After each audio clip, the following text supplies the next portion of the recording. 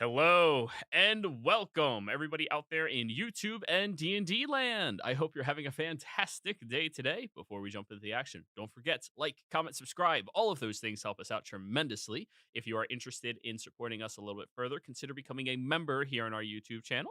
Membership gains access to some really cool emotes which express the four primary emotions of a dungeon master. In addition to that, if you're interested in joining our community, either just hanging out in our Discord or getting into any of our games, you can do that through our Patreon link down in the description below. We do have open slots available. There's one in this game right now if you're interested in. Be sure to reach out. And there is two in the Friday game coming up next week. So be sure to reach out and just let me know. Alrighty. So, Fordra, what happened last session? Hi everyone. Welcome to the Tuesday game. We were camping out with to go back a little. We've been trying to find a boy, well, not a boy, but a dwarf named Hedge. We found him. We decided that because he's in charge of a mercenary group, we would join him and see if we made the cut so we could be close to him to potentially rescue the things he's stolen from his family, the Dust family, the Dirt family, sorry, the group that makes legendary weaponry in Wildemount. We have joined him on a camping trip to see how we do. While camping, he wanted us to rough it. We got magic. We don't rough anything. So we made some food. We made a hut. We went to sleep. We woke up. Things were fine. He and I had a little personal, talk back and forth, kind of got to know each other, kind of found him to be pretty charming, kind of thought maybe killing him wasn't really in the cards, but we'll see. At some point while discussing and hanging out and getting to know each other, he received a magical note telling him that he had an assignment for us to do. We were then put on the task of finding and killing a necromancer named Vinlancia, who had escaped custody in Westrun and was committing massacres as she goes anywhere. We basically tracked her, found a couple of things, found a pit, something that looked like a round circle with like a 6-inch depression in the snow. We assumed that it was probably like her hut that she had set while they slept. We were catching up. We tracked her. We came upon a bigger campsite that might even be construed as a small town, because not really a town, a small campsite of people who were traveling in this area and doing some mining and things like that. She was killing them, turning them into undead things. And by the end of the mission, or the end of the night, a fight had ensued and we had slain most of, if not all of, that we know of, the group that was in that camp area. We have not come across her during the fight. I was able to turn one of them. Others had just beaten them to death. Argon wrestled one with a magic hand and won. And overall, that's sort of where we've left it. All the while, Onel has been tracking, following, and searching, and basically stalking Hedge, trying to find out what he could about him in the shadows when he's not around us. And tonight, we are going to backtrack a little bit to understand what has occurred between him and Hedge before we continue on to the rest of us and our fight in the snow with undead. So, no. We're backtracking a few nights. You made the decision to track after Hedge, stalking him as he sleeps or does any various activities inside of Whitestone, while your party puts on the facade that they are planning to work with him and join the Slayer's take. That first evening, after you sent the bear cub that climbed up to your window and then climbed out, we begin with you right there. Slipping out that same window, being granted the permission to walk around Castle Whitestone, unabated by any of the guards or attendants, so long as you are tracking after Hedge. Oh no. I would first like you to start with your stealth check, please. Okie dokie.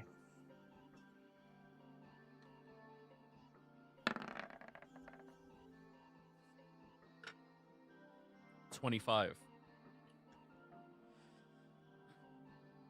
Hedge seems to have a good understanding of his proximity.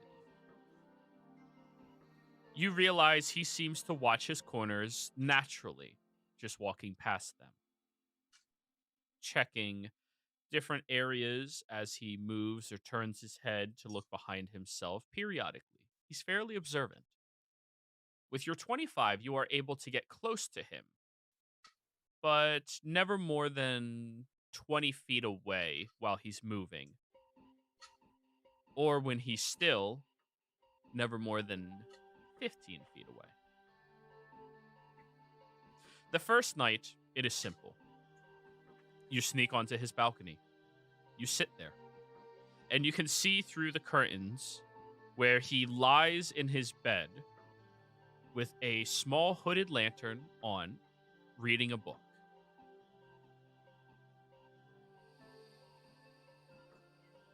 Can I recognize anything about that book? Do I see anything on a spine or any sort of identification? The book is a perfect black leather binding. Mm.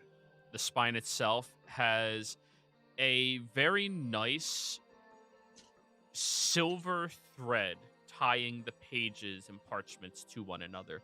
Fairly thick, very nice as any book you've seen before.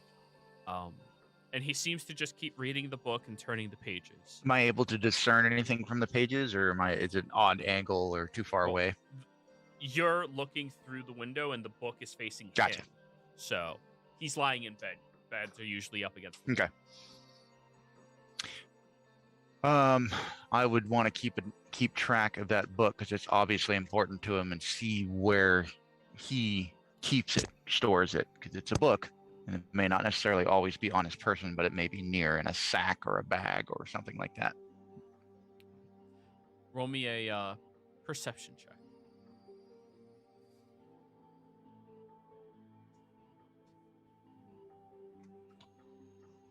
Whoop. Did not mean to do that. Hey, it worked though.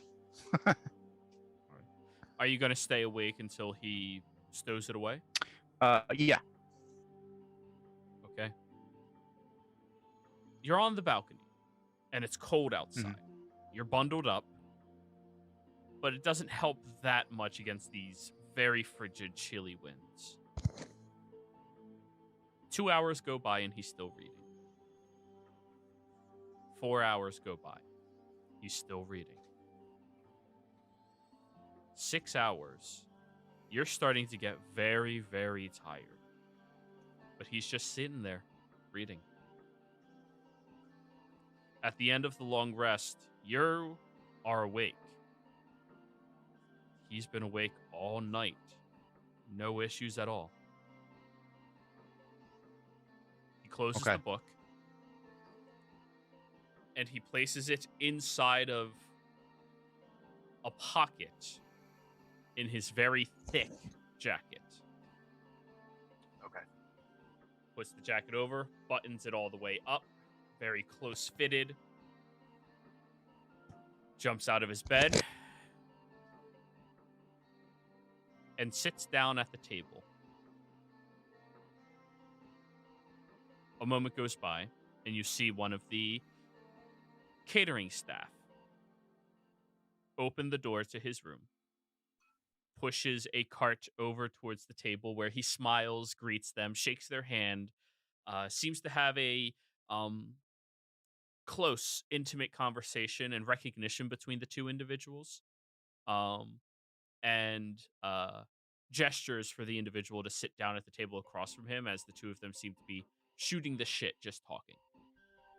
Okay, is he like castle staff, or is he like his own attendant? Yes. Castle staff? Castle Okay, staff, yes. so I'll make some notes of that day. Okay. The attendant offers to do something, and Hedge just shakes his head no, and then takes one of the smaller dishes and scrapes off half of his meal for the staff and hands it over to them. And they sit there and talk for about 10 minutes. At the end of this, the staff stands up, steps away, and Hedge seems to slide them a handful of gold pieces. Smiles and waves them goodbye. The individual walks out. Head turns back, and as he's looking at the wall, his expression just turns blank. Eyes dull.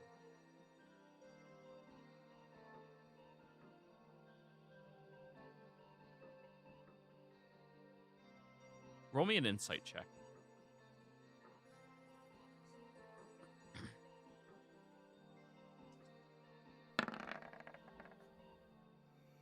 4. You're not sure what's going on. He's very still right now. Like, he's breathing, but just still. Yeah.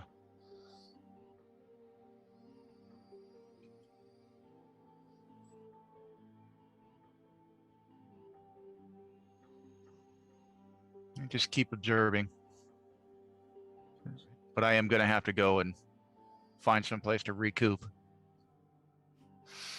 Well, an hour goes by, and he eventually shakes his head, stands up, and walks out the door. I would like to give it a few minutes. Okay. To see if he comes back in. And then after I notice that he's not coming in, I want to go in and kind of give the room a once over. So he only sat on the bed, only read that book, didn't really interact with anything else in the room. And it doesn't seem like that's the same coat we saw him in when we first met him. No, the one you saw him in was much lighter. Okay. This one is thicker, meant to brave the elements for longer periods of time. Okay. I'll go through and see what clothing there were. Check that jacket that he was wearing when we first met him. Kind of see if there's any sort of funk to it, so I can kind of get an idea of his personal seclusions and where he hides things. There may be similar in other pieces of clothing. Alrighty. So, the balcony door is locked. Roll me a Thieves' Tools check. And as you waited those few minutes, you see him leave through the front doors of Castle Whitestone, just walking out. Okay. 23. Easy enough. The lock is fairly complicated and intricate, but you were forewarned about this by young Percival. And click, open the door, and step inside. Oh, it's so much warmer inside. Holy fuck. Yeah, they're going to owe me for this one. And you wish to investigate around. Yeah. The room is very lavish, very large, and very, very well made. Everything in here seems incredibly expensive and custom designed to fit inside of this room. The large king-size mattress with this large canopy that goes over top of it with these sheer silks of different various colors draping downwards. There's an ottoman at the end of the bed that has the most beautiful looking cloth that was utilized in crafting it. There's a vanity mirror that does look like it has been tended to and utilized within the recent weeks. There also appears to be a footlocker that is pushed over next to an armoire. Next to that armoire is the actual door that leads out of this room, and there's another set of doors right next to the bed on the other side of the room that enters into a personal washroom. Okay. I would definitely want to check the footlocker and the armoire. Traps first. Investigation.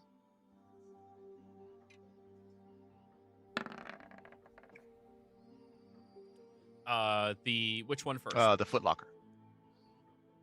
It is locked with a personal padlock, but it is not trapped. Okay. And then I'll check for, since I'm just doing a trap once over, I'll check the armoire too.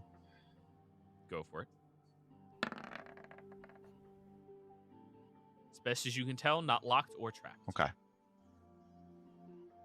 So, the footlocker. It's a simple padlock. Okay. Actually, I think your passive thieves tools opens it. Yeah, it's 23. Well.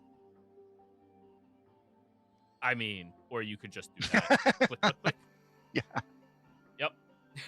You practiced on these when you were young. Yeah. It's just one of those, like, 2 seconds flat, done. Yeah.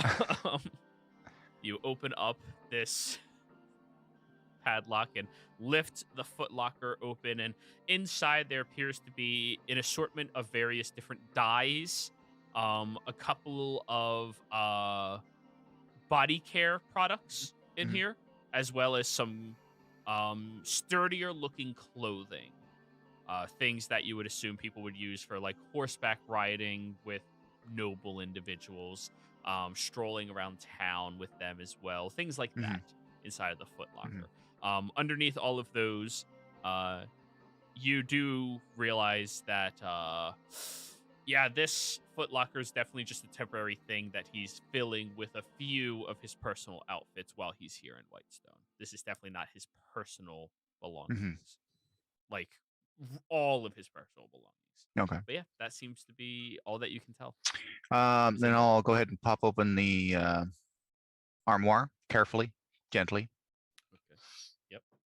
You rip the 2 doors out. You slowly open the 2 doors. And you look inside, and there is a very wide tuxedo. There is several pairs of boots in here, 7 to be exact, all with different heel sizes and different uses for different tasks and jobs. There appears to be a polishing set for the boots as well in this cabinet. And that's everything you superficially see on the surface. Okay. Oh, various jackets as well. Okay. I'd like to give the jackets a good rummaging, but not trying to scuff them or make them look disheveled. All right. Roll me an investigation then. 21. You start going into some of the pockets of these jackets that you are looking into very carefully. And in one of the pockets, you find what appears to be a section of a very, very foul, disgusting segment of an orange peel that's aged and rotten horrifically. Seems he forgot it was in one of the pockets. Aside from that, in the tuxedo pocket, the breast pocket, it has a similar wide pocket inside of it, and as you put your hand in there, you don't see the indent on the outside of the pocket.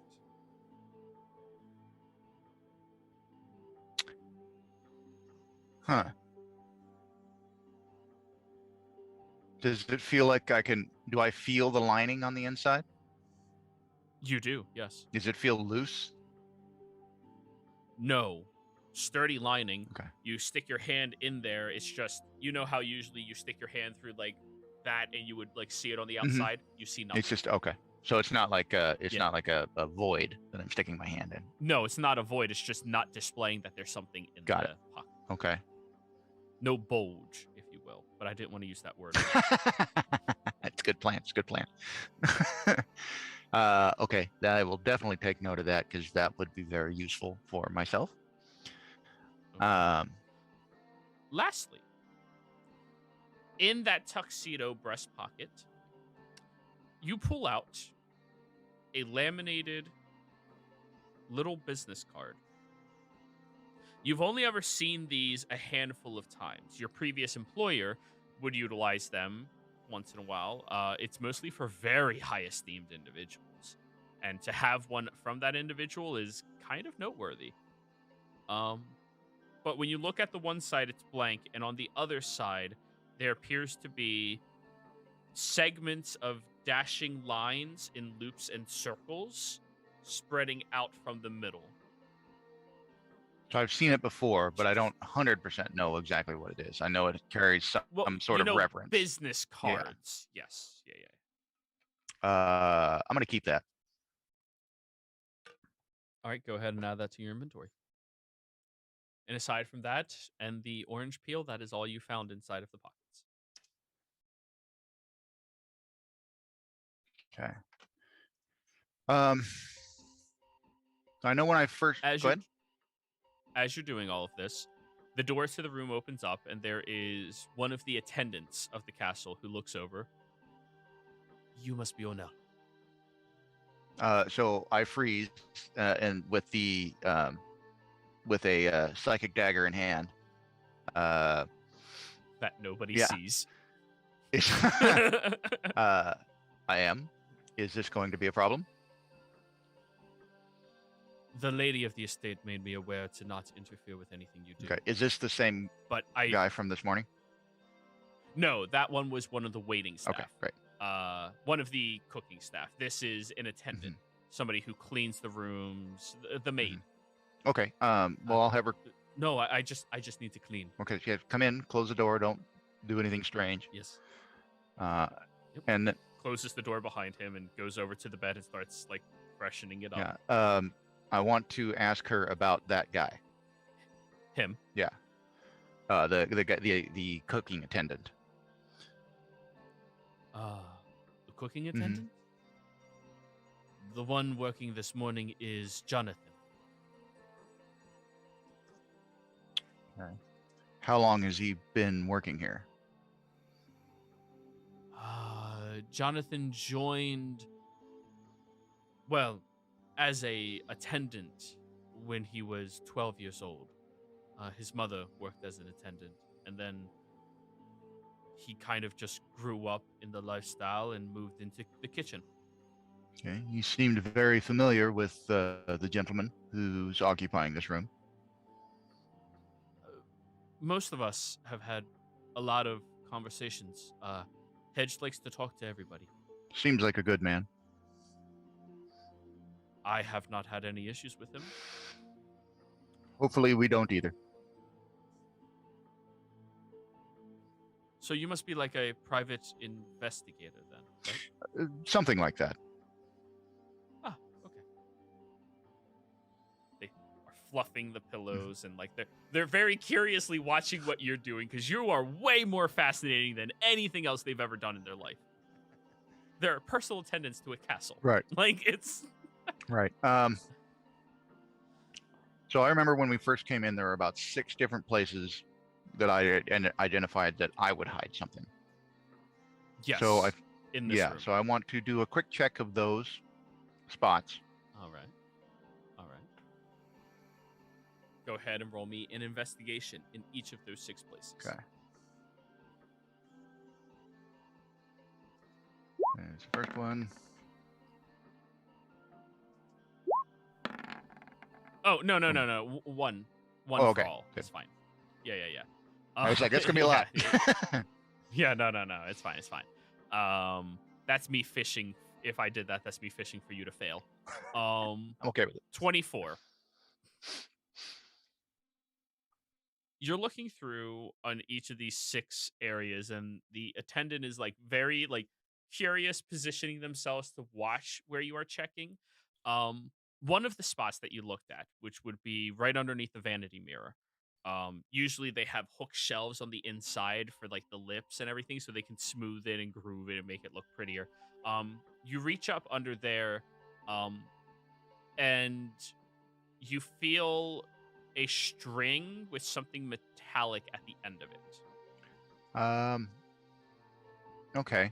Well, very carefully, since I know a gentleman who lost a finger to a particular situation that's very similar, make sure that is not a trap, but then go ahead and pull it out. Alrighty. Another investigation to see if it's trapped. I'm gonna have to create a hot button. Hey, if you have a skill. 16. It does not appear to be trapped. You lie down underneath the vanity mirror and like tilt your head upwards, flexing, like being as flexible and nimble as you Mhm. are. You look up under there, and it appears to be a string, long piece of string that's looped around almost like a necklace, with a very small key at the end of it. The key's pommel is in the shape of a woman's face with flowing hair that wraps around the head and goes down to the shaft of the key and then into a key itself. It's very ornate. Very. Have I ever seen anything like this before or heard of it? Do you have levels in Bard? No. Are you proficient in history? Yes. Roll me a history check.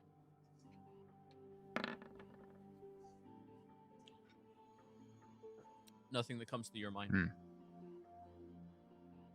It looks like something that you would take note of if you heard about it. Hmm.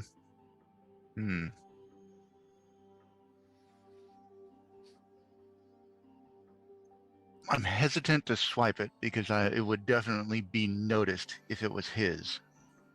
But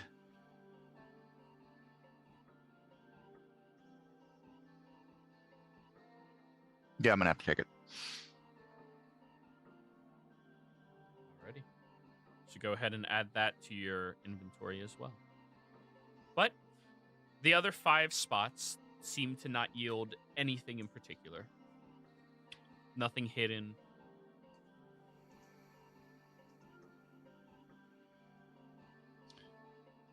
Okay. Then I will turn around and head towards the woman who is cleaning the room. The Man cleaning the room. that is Sorry. cleaning the room. I don't know. These scaleless ones all look the same to me. Yeah, that's Yeah. fair. They're all fucking Yeah. hairy. Yeah. I will reach out to shake his hand, and Hey. in doing so, palm 3 gold, and just look at him and tell him his discretion is appreciated. Of course. Does your company have room for internships? I have a nephew who is looking for something more exciting to do with their life. Potentially. I believe you would need to talk to the dwarf, as he seems to be the most knowledgeable. I'm relatively new myself.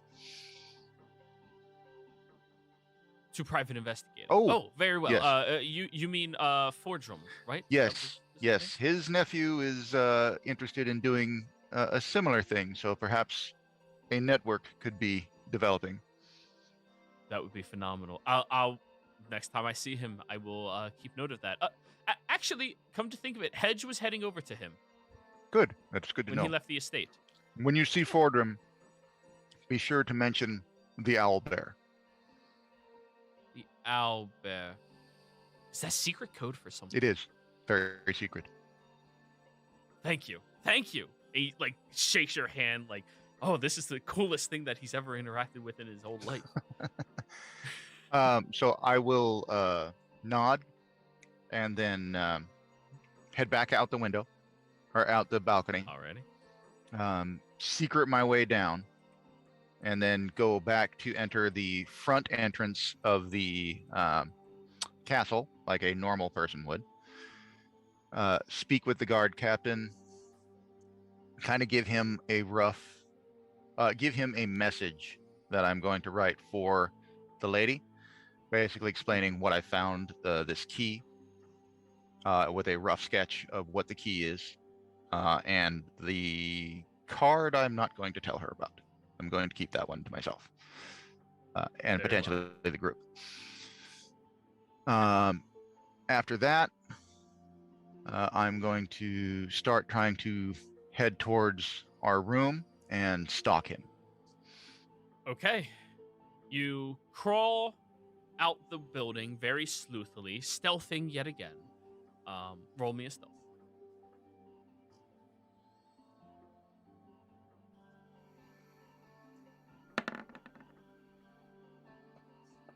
33. You are one with the wind.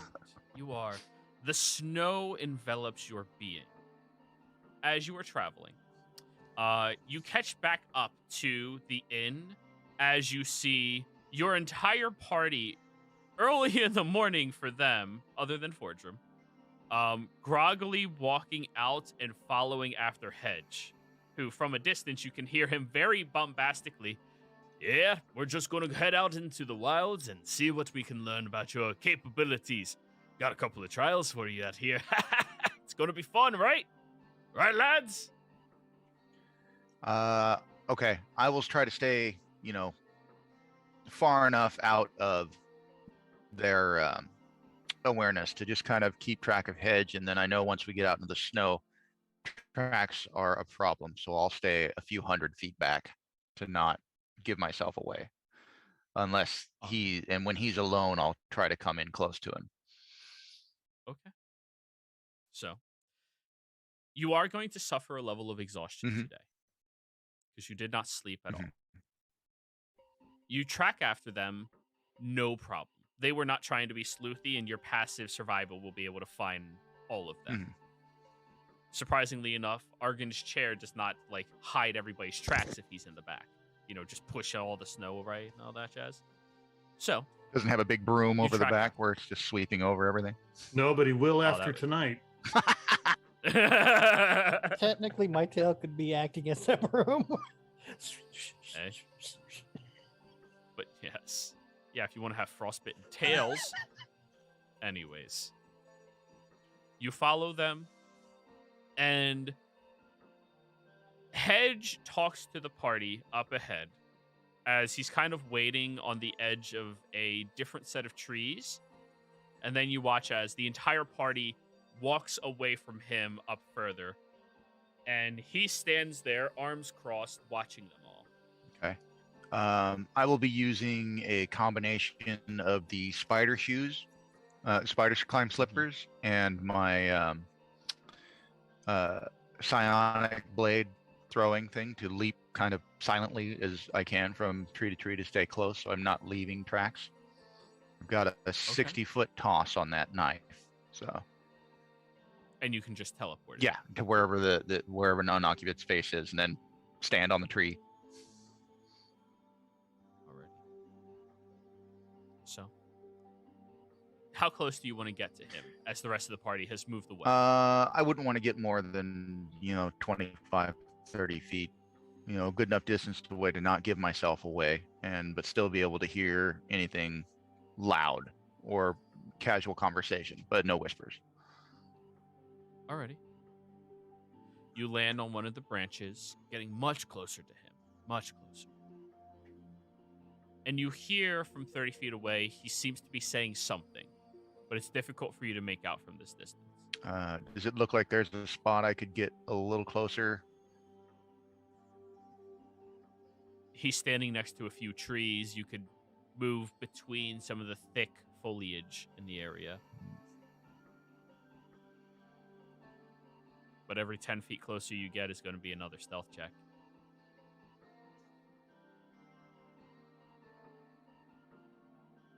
No, I'm good where I'm at for right now. All right.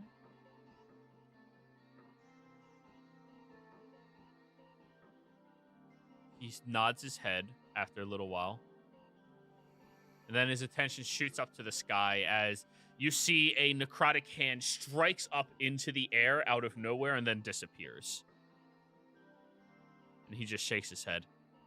Yeah, stupid fucks.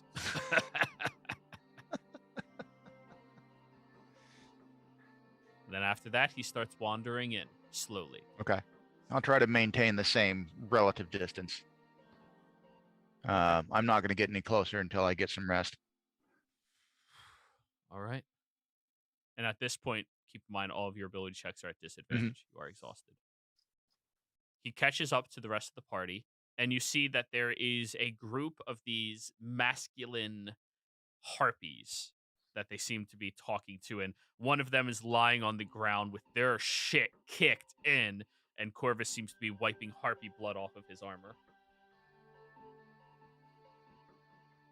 Okay, make a note not to approach Corvus carefully should the time be needed.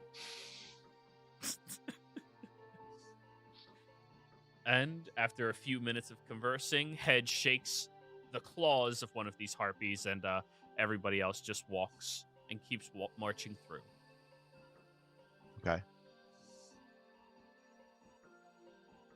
When they all get further away, you see that this area has a lot of these harpies, and they're pretty big, pretty beefy. Corvus, if I am correct, the harpy hit you once, correct? Incorrect. Oh, okay, cool. You got close. Yeah, but yeah, I mean, apparently nobody else got into any scuffle with them, but who knows? And you're following again. Yeah. They march for several hours, and at that point in the night, you see that he takes everybody's bags, puts some type of protective dome over top of them, and smiles a little like testing towards them. Argan throws up a dome, Forgrim creates food and water, and you see he just shakes his head disappointed. Several moments go by. They sit down. They all have a nice conversation over about an hour or so. And you are getting so tired, Onel. So tired. Yeah. But eventually everybody goes into the dome, except Hedge, who stays outside and goes into his own crafted tent from the local foliage. Okay. Yes, there was a physical toilet that was done.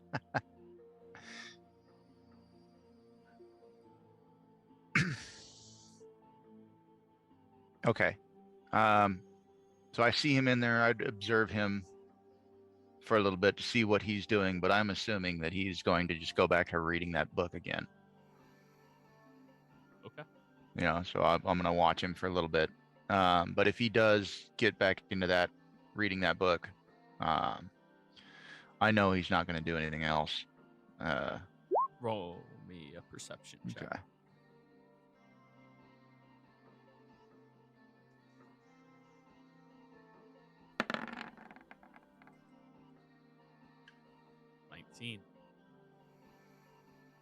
You find a vantage point, and thanks to the very low light of the lantern that he kept on him, you do see that he appears to be reading again. Okay.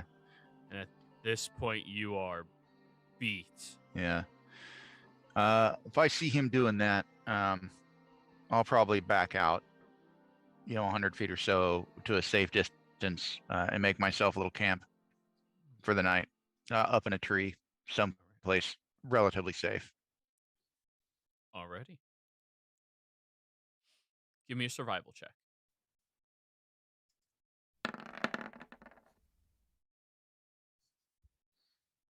You find a place that is relatively safe. Wait, why the hell is that safe? That's not 10, that's whatever. Those both look like 8s to me. They both are relatively safe. And you fall asleep. Because of your high passive, late into your slumber, you are roused by the sound of crunching footsteps in the snow, but the sun isn't out yet. So you look down and you see Forgrim and Hedge walking, being not very discreet at all. Mm-hmm. Forgrim almost incapable of that, and Hedge choosing not to be. And he seems to be trying to teach Forgrim how to set up a simple rabbit snare or rodent snare that you would use to survive in wilderness locations like this. Mm-hmm.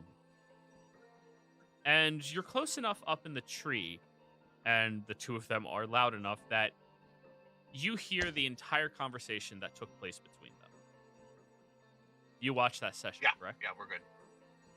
So that entire conversation, you are 100% aware of. Okay. At the end of that, the two of them walk away. Forge room. You notice a little bit of snow knocked off one of the branches, and when you look up, Onel seems to be wrapped up in thick furs, just sitting in the tree branch.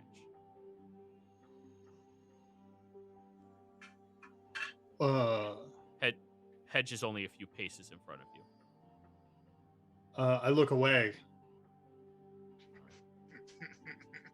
But I do it like because I know if Hedge is in front of me, yeah, it's that. It's the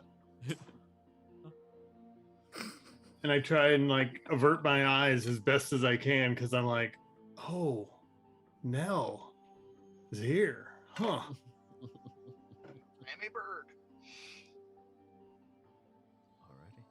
Now, you have finished your long rest, Nell, which does remove that level of exhaustion from you. Okay. And then you track after them yet again.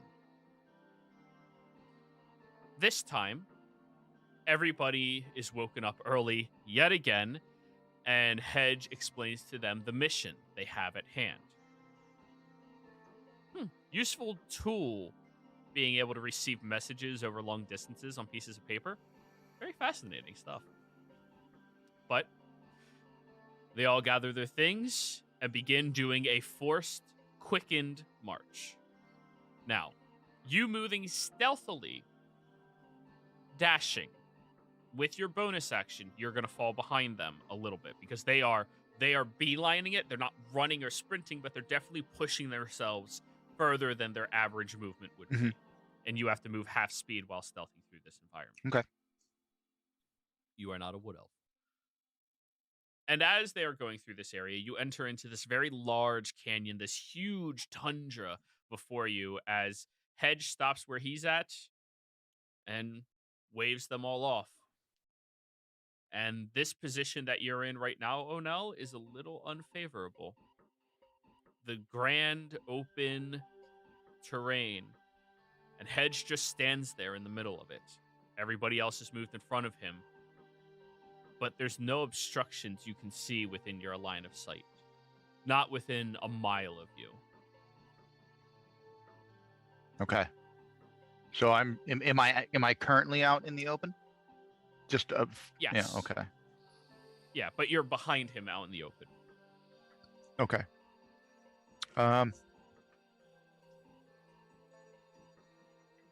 So behind him out in the open. Okay, so I'm going to try and make my way so staring forward, I'm going to try to make my way to the left and stay and kind of skirt around and keep myself low to maybe get towards ahead of him, or at least parallel far enough away that I can just see him and not, and give myself some ability to still be hidden. All right. So, you continue stealthing. Roll me another stealth check, please.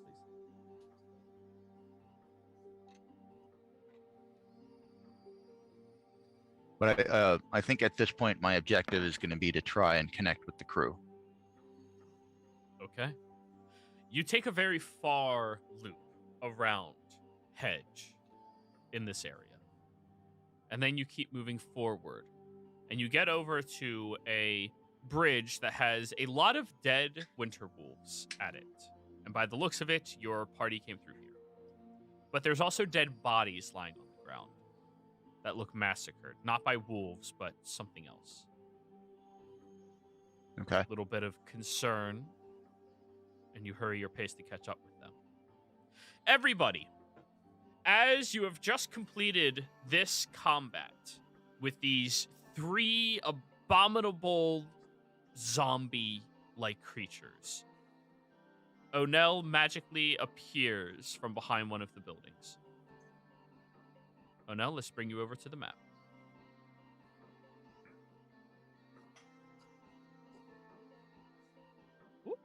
There you are. Nice. You're all on this map still, right? There you go. And of course, all of you with passives of 15 or higher notice first, and Argon, gasp. Oh, where the hell did you come from? Take it you saw the spike in the snow? No, but I have seen the results.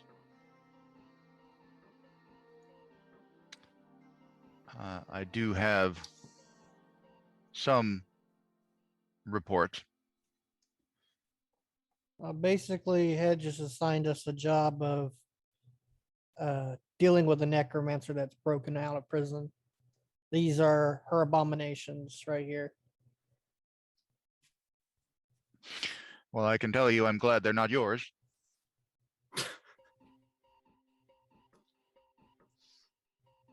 So is he. I don't think I would want one like this. It is a bit repugnant. Yeah. And I imagine walking through a city with something like this would make things difficult. Better off taming one of the creatures from our homeland. Exactly. Much more dangerous. I mean, we're not referring to the dwarf, are we? No. Okay. I thought you were following Hedge. I did. I have. I've been following Hedge and all of you through the majority of this, and I have a report to give. Okay. So, Could we go into a igloo to hear such? Sure. I'm going to go ahead and search the other igloos while y'all convene. Okay. All right. I'll go with him So- because I don't want him going alone. I'm going in an igloo. You taking didn't, a I would've. rest. So, do you want to fill them in anything? Guys, go ahead. yeah, I'll tell him tell everybody basically what I found in the room. Show them the key, and that it may be important to get an idea of what this key is. Should it need to be replaced before he returns? Can I see the key? Well, Sure. Couldn't Fordham just make a copy with his ability? It depends on what it is. If this is one of special properties, then a fake would be easily identified. Mm. But if it is just a key, then no worries. But yeah, I will hand the key over to Argon or Sinclair. Can I roll history at it? You may. You are proficient Yes, I in history, am. correct? That way I can fail my first int roll of the night. Yep. Hey! Hey, that's slightly above average. You have no idea what this is. You've never seen anything like that before. And it's something that looks like you would take note of it if you did. Is it magical? How many spell slots do I have? I will ritually cast Detect Magic while everyone's searching around because I'm running low on first Alrighty. levels. Everybody light up.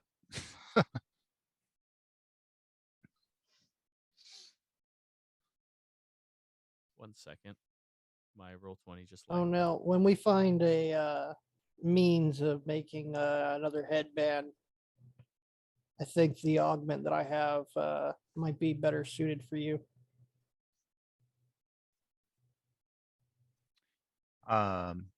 Okay.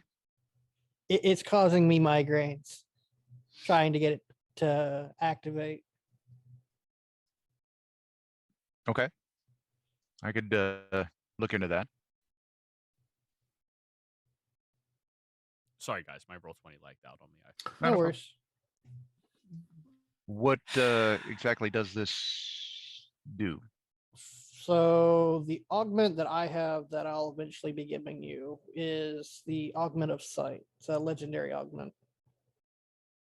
It has the innate ability to enhance your perceivability and aid in looking up information or spotting, unusual things in the area. The thing that I'm trying to forcibly activate right now is its awaken power, which I haven't been able to figure out how to awaken it. And that's the ability to sense undead, fiends, and things like that.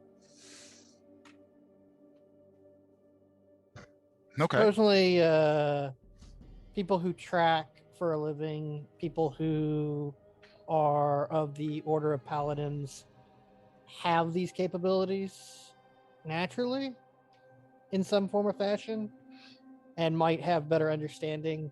But as I am not a tracker or paladin, it's more of me having to binge drink, trying to use.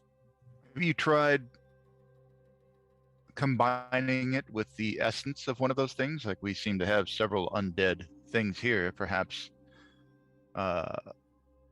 some of their blood on the stone. I know that bloodhounds need a scent. Wouldn't hurt to try. Well, it might hurt your head. Well, yeah, it'll hurt taking the mask off, but yes. I mean, you could just rub your face on it. Well, the gem's on the inside. Oh. Yeah, that would be awkward. So That would have to be like a pool, and that might get gross. if you want to bloodlet that one, I'll go ahead and snap my mask. Well, this might not be the time to investigate this, but these don't seem to have a lot of blood in them. Am I wrong, Joey? I don't think we ever had a blood come spurting out of You're this correct. one. It's just kind of... Yeah. These are undead, and undead tend to not have a lot of blood if they're... Seem to have been muscle, bone, and skin. Yeah. Hmm. But Argon, you have ritually cast Identify. No, he did detect magic. Oh, detect magic? Yes. Oh, it's Oh. magical. Yes. Then you'll go and do ritual. I guess I'll do identify. Conjuration. Let me do the is the identify. school of Okay, magic. help yourself. I get it for nothing, so...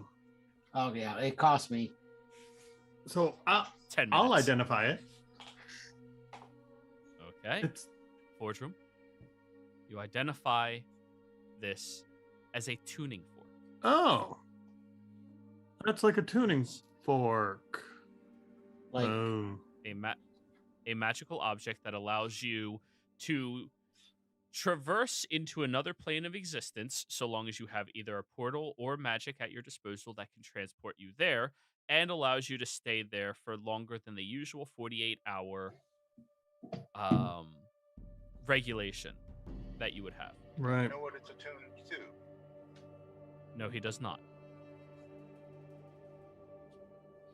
Are there any symbols on it that would give me a hint, or is it just Yep. as fantastic as it is?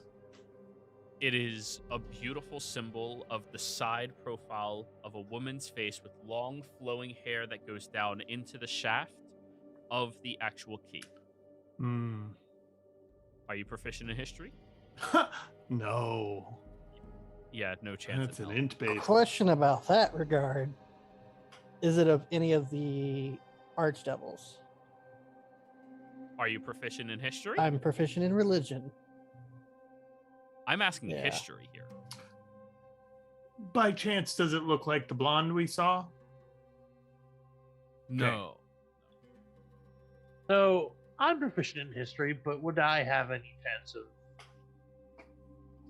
Succeeding? Roll. Alright.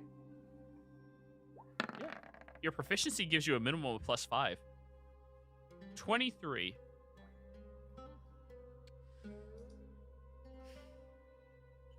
You can't quite place it, but somewhere in your past, you've seen something similar to that depiction. Somewhere in your travels, you've seen it before. You just can't remember where. Describe it one more time. It is the side profile of a woman's face whose hair is flowing downwards and goes into the shaft itself of the key before turning into the intricate systems of a key. I don't suppose it looks like the lady that we've been trying to stop. I wouldn't have seen her, so I have no idea. So that would have been like a Yeah, but for their purpose, no, it does not look like her. okay. Yeah, and it doesn't look like the other woman either. The one we saw in the scrying. Correct. And the only thing I can think of is maybe it's associated with another, because it is a planar key. Could this be how they can get into hell? Well, I left a sketch of this with the lady and the short one. So perhaps when we get back, we might have some information. The scallion? Scanlan. Scanlan. Yes, the tiny editable one. Edible one. Salia. Okay. Do we have a way of contacting them from here? No.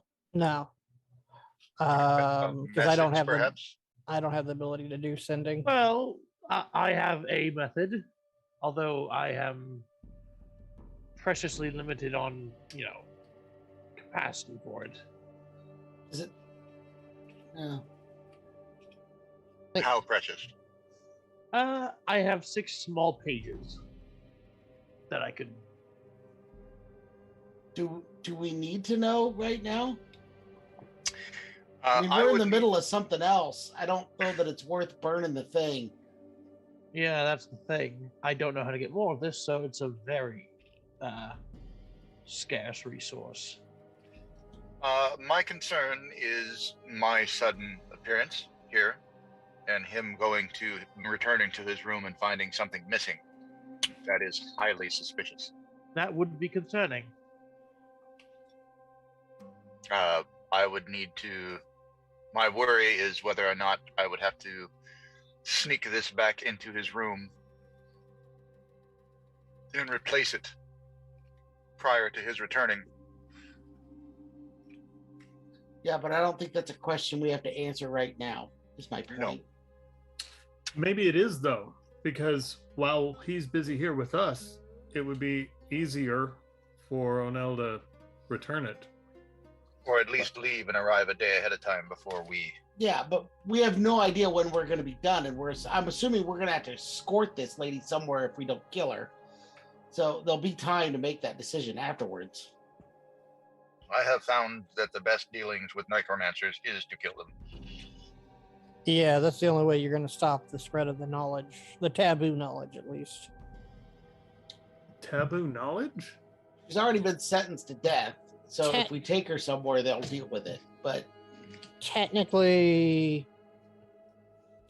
stealing higher tier necromancy spells is frowned upon in religious and magical circles. Well, even among my people, those who dabble in the dead are removed. The efficacies of Exandria dictates that so long as you are being ethical about the magic you are performing, the school of magic that you are performing it in does not dictate any type of foul play. There are specific religions that are against necromancy specifically, but as a whole, the school and practices of necromancy aren't banned or outlawed. It is the defiling of life that is outlawed and banned and persecuted. And she stole the knowledge she currently has. but Oh yeah, she has the no yeah, knowledge. it's not Sorry. it's not the stealing that warrants the fact that she was sentenced to death. is the fact that she's murdered multiple villages. Although the So- stealing itself also isn't great. It's not, but that's hardly a death sentence. It's the fact No, that she but it's murdered it a whole added bunch on. of towns. So we're getting off track again. Yes. So do we go back for the note now, or do we wait to see where we're going? Boardroom goes and leans against the fence till this gets sorted out. Are there any like remains of bodies in any of these igloos, or any like clue as to which direction she might have gone in? Investigation, please. I will assist whoever's investigating, unless it is myself. It's Sinclair investigating. He's the one who asked. He's the one Okay. doing it. And unfortunately, you assisting technically doesn't help because I already get advantage. Oh, okay. Yeah, so you make your own check. Yes, please make your own check. 12. Yeah, there's no bodies other than that guy. 16. By the looks of each of these igloos, each one would support between 2 and 4 individuals that would live inside of them. There are no bodies, but there's definitely looks that people recently inhabited this area, other than that one body over there. I just drag him away from the water. Okay. And I will speak with the dead. And I would first ask it its name, or his name, because I assume, is it male or female? Male. Male. Okay. What is your name, lost one? Lostein.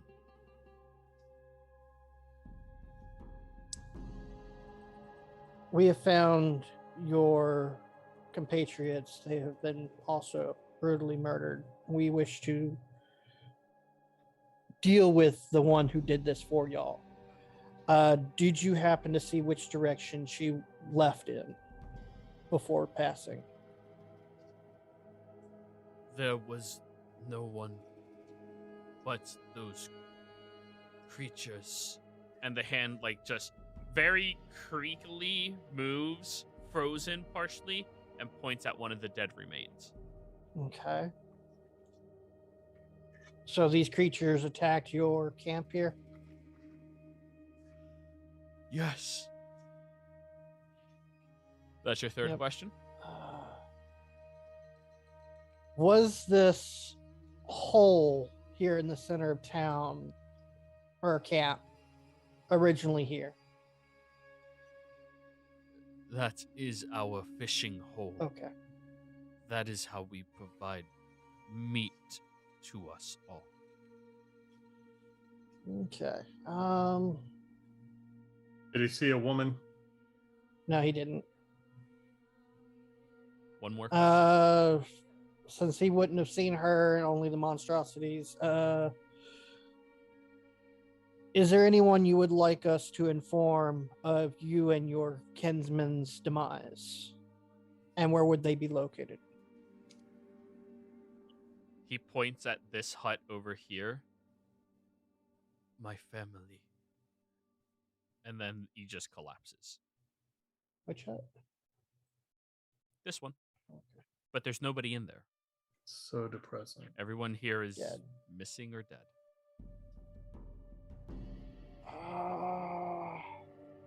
I'll look around to see if there's any more tracks leading out of this area.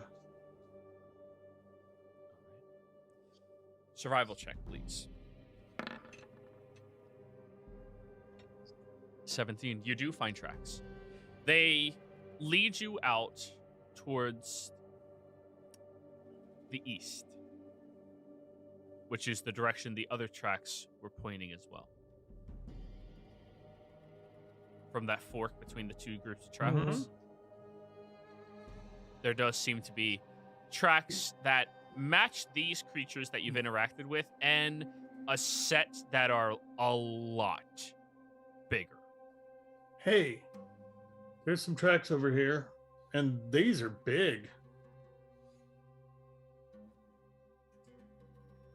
You can fit both of your feet inside of the footprint, Fordrum, side by Two of side. me's. It looks like she butchered another village entirely. and use them as components. Yeah. Is anybody else a little hurt? I'm fine. I'm fine. A little tired, but you know. I mean, I guess I could technically go for a rest, but I don't think it's necessary. Well, at this point, you only need another 20 minutes to succeed on a short Yeah. rest. But it matters if you want to spend those 20 minutes. Argon. Yes. Move your mic a little further from your mouth. Oh. Argon. A little closer, halfway. How's that? Better. Take a look at this and tell me what you see, and I'll hand him the card. He shows you the card. Corvus, yeah, this is something that like noble families hand around like candy. It's kind of like favors between different families. Little business cards. Huh. Where'd you find that? In the coat pocket of our associate here. Well, that's interesting at the very least. Hmm. Says he has someone's favor. Is there any kind of writing on it? That was going to be my next question. The dashed lines, which I'm assuming are some sort of identifying signature.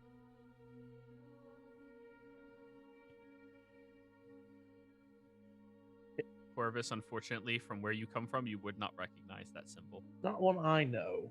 Can I read the insignia?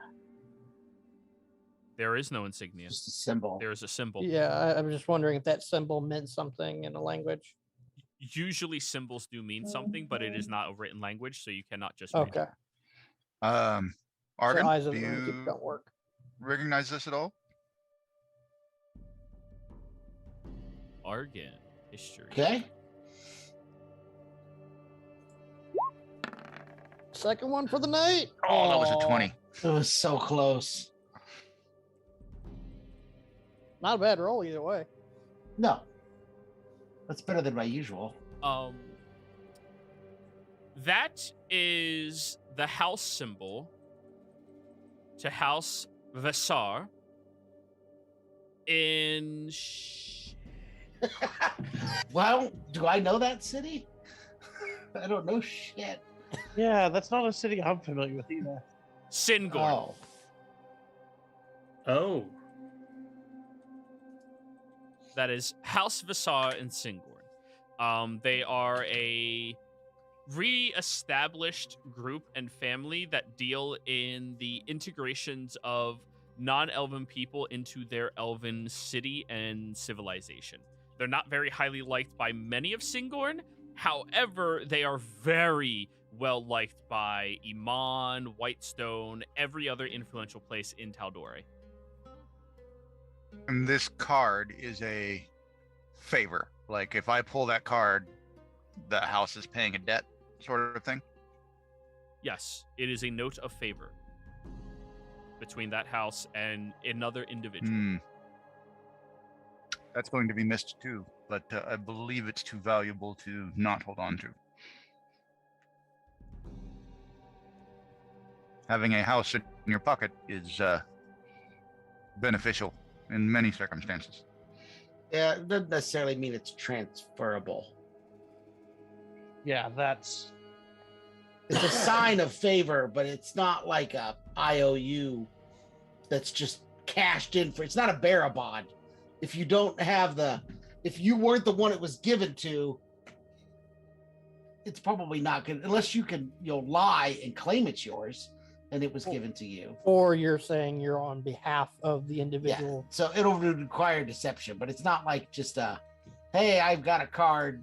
This family owes me a favor kind of thing. it's not useless, but No, it has potential. It's useful in the right hands.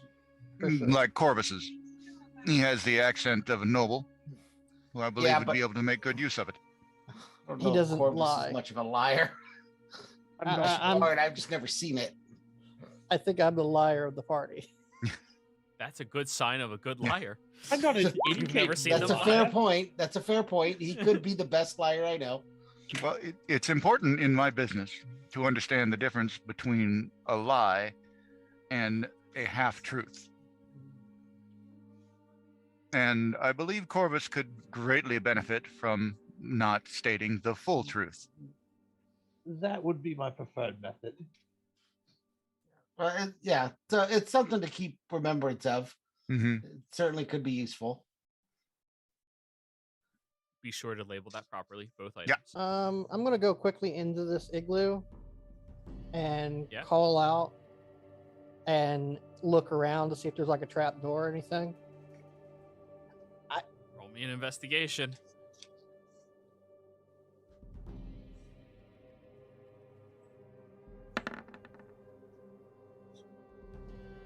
It appears to be a solid block of Yep. ice built upon a solid block of Yep. ice. There's definitely a struggle that took place inside of it, but if there were inhabitants. They're gone. Yeah. It's worth a shot. So, do we follow? I think it's been Or do 20 we wait minutes. Yeah, for I say another we. hour to get No, we everybody vote. finish resting? I just say we. I will say we vote. We wait out the rest and then go. So about 15 more minutes at this point. I think it's worth You all it. want to wait another 15? I think it's worth the delay at this point. All right. Let me just adjust a couple of things. What is up with the 15 hammer on minutes, the I map? suppose, won't kill us. Although, Oh, that's Spiritual Oh, weapon. gotcha. Okay. It spiritual belongs- weapon and Bigsby's hand. Yeah, it goes with the big hand. Yeah, well, I know the big hand. That's one of my favorites, but the hammer, I was not sure. Oh, that's Forge's specialty.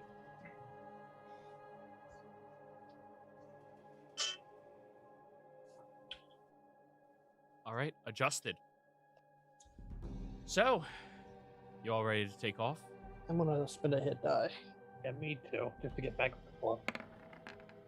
All right, we'll let everybody roll their hit dice and be a little bit better off. And get my action surge back. Do a quick AFK real quick. Actually, let's take a 5-minute because Otis just AFK'd and he definitely needs to roll his hit points. We'll be right back, everybody. We Yeah. usually don't do breaks in this game, but 5 Okay. minutes. Okay.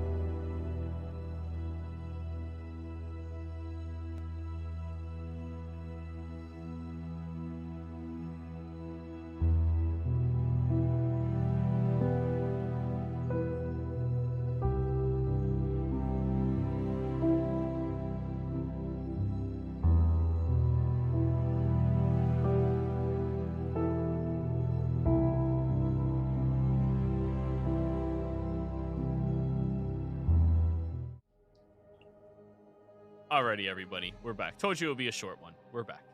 So, short rest completed, everybody.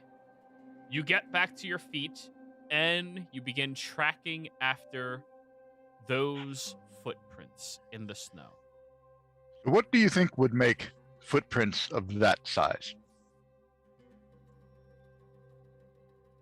A monstrosity? A giant. Those giants that we saw in the snow were about this size back in Uthadurn, or well, outside of Uthadurn. Are giants native to this region? Might be. Oregon history. Fortune We're just looks not around native like, to this region, so All right, I'm getting slightly better every 20. roll. There's been no reports of giants out in the Alabaster Sierra location. There has been reports of them in the Cliffkeep Mountains, but not out this far. Not where you are. So no. It could be something that she created with the rest of the bodies, for all we know. Could be. Does it look like a booted footprint or like a footprint?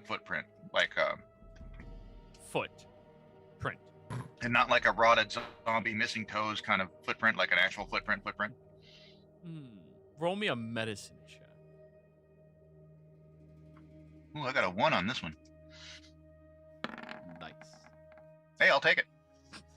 There are flakes of frostbitten skin inside of the divots in some of these locations. But there's no blood. Whoa.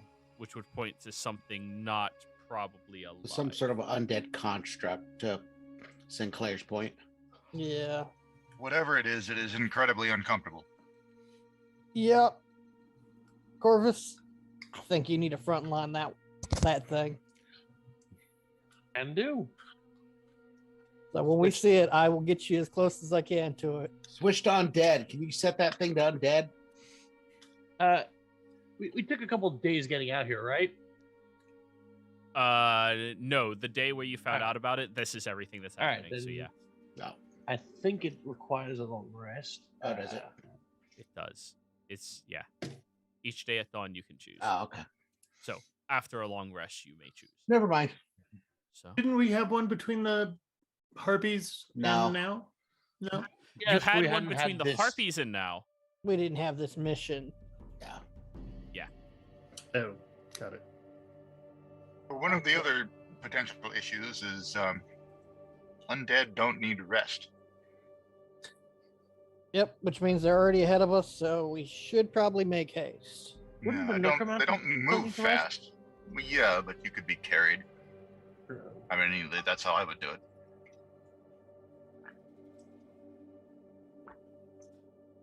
Right. Well, So it is what it is. Mhm. You take a giant, you put a big platform on its back, and that's what carries you through the tundra as you sit comfortably and drink something warm. You're a plebeian and don't have a floating chair. Oh, technically, Argon's carrying me on his floating chair. see, the giant put the thing on its back. And so you all travel for about 30 minutes. Around this marker, you are very late into the evening, almost reaching early hours of the next day. You see light up ahead of you, a few miles away. If it wasn't for the flat terrain of this huge tundra, you probably would never have seen it. You see a stone structure where the lights are emanating out of as you get closer and closer towards it. When you all are about 100 or so feet away. Before we get that close, Okay. Fordham's gonna stop and go, should we investigate this like sneaky like before we just walk up to the door? Well, that's And my- looks at Onell. yeah, that's always my opinion, but I am the cautious type. Corvus, agree? Argon? Yeah, no, I think it's a great idea. Okay. Phew. So let's send Argon in.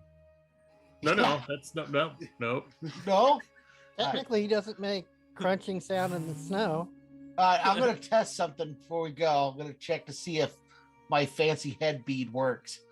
I'm going to cast Fortune's Favor on O'Nell. I've never cast it because it requires a 100 gold spell component that it consumes, but which I don't have. But that's what the gem is, or the stone's supposed to do, right? Yeah. So you basically get one time that you can choose advantage. Fortune quickly utters a little prayer as he's starting to talk about doing this. All right, everybody. So you have one chance at Moving advantage. I'll for find now. out this thing work. Okay. All right. Everybody, roll your stealth checks. Oh, I thought he was going ahead. Oh, Oh, just yeah, O'Nell? just I thought- O'Nell. Just O'Nell. Oh, That's why I was. Oh, Otherwise, I would have Oh. put that on Yeah. me. yeah. Or no, Fordrum, no maybe. issue. Go ahead, O'Nell. Yeah, just roll. Otherwise, I'd be turning my Roll coat like a pure rogue. white like snow. Yeah, like Ooh, that. was a shitty roll for Yep. you, Rogue. 23. That's my bottom. All right, O'Nell, I'm gonna bring you to this other map all by yourself. That's a safe place. That As you slowly approach this area. Oh, I actually didn't have you on this map because I expected them to get here last week. Ignore your allies. They don't exist on here yet. Copy. You see this large, encompassing circle made out of these ancient dark stones. And inside of it is another circle with the same dark stones. You see underneath each of the canopies of stone, there's one of these individuals that look similar to the man that Sinclair just spoke to in death. They are hanging with their arms out wide underneath the archway of each of these pillars of stone. And they seem to be bleeding out where they are hanging. You look further ahead. Roll me a perception check.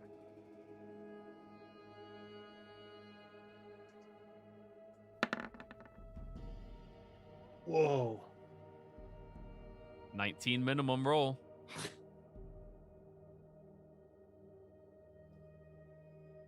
The blood seems to be encircling these hedges, the standing pillars. And you hear chanting from an individual up here. When you look over, you see this tiefling, horrific looking woman who seems to be invoking some type of spell. There's one of those creatures that you saw near your allies walking around in circles out here, just keeping watch, patrolling. More animal-like than zombie-like. And then you see this fucking thing. This hulking brute of a giant with chains wrapping around its body, its entire head capturing clad inside of some large mechanism with spikes all around it. And you see flakings of its flesh just sitting off of it as it seems to be standing there looking directly forward. And you see in the middle of this ritual, there's this creature that you don't recognize but looks kind of bad to you. Is it moving or is it just... It is floating up and down.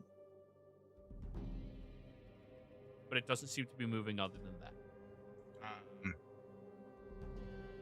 Okay, this is bad. Does it look like there's a way that I could... Is the blood flowing in a certain pattern, in a certain direction towards everything, or is it just flowing that way? Like, is it in channels? You're a little too far away to discern that. Mhm. And where I have you on the map is about as close as you can comfortably stealth through a tundra, Right. With no cover. other than these pillars. Okay. But All right. So I'm assuming that I'm kind of creeping up on a small slope. you are. So I will scoot back down that slope and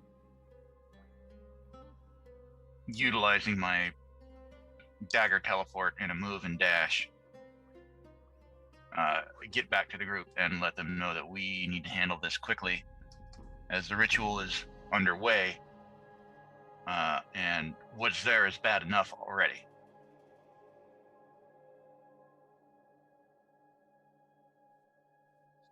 So Onel quickly comes sprinting back to all of you and just vomits all of this information to all of them. Mm-hmm. Okay. Mm-hmm.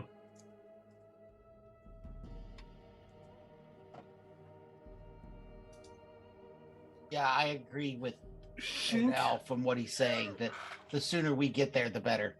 Letting her finish is not going to turn out well. Yeah. So are you all stealthing up there or sprinting up there? I can get us all there instantly if you want, but Yes, please. okay.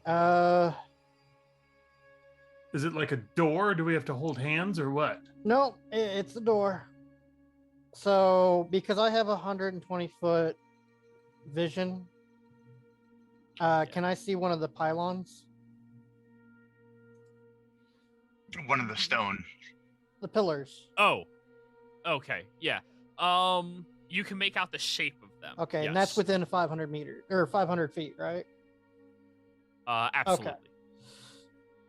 I'd like to quickly cast like Long Strider on myself just before we do that, just to make sure I have that. You going. might want to cast Blur if you have it. Putting up Mage That's a Armor. much shorter thing, so I'd much rather do that once we're up in it. All right. We have Mage Armor. We have If Long Strider. if you have defensive magics, put them on now. Because the second I cast this spell, it's gonna go to hell in a handbasket. So Armor of Agathis. you just want it- on myself? You want to hit the closest one to you, or are you just trying to get further in somewhere? Fortune, pick a poison. Closest one to us, or that one like 2 leagues away from it. Personally, I'd like to be in the center of the stones, but that's just me. As close as possible. Yep. And I cast As close as possible. protection All right. from evil on myself. So All right, I need you to roll me a D8, Sinclair, because you can't make out any of the other details, so you're just winging where you teleport everybody to.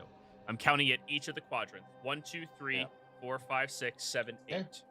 That'll be where you okay, are. so you just see this big sheet of ice come out of the ground, and it's in a ring format, like the Stargate ring. And I All just say, "All right, you can walk through."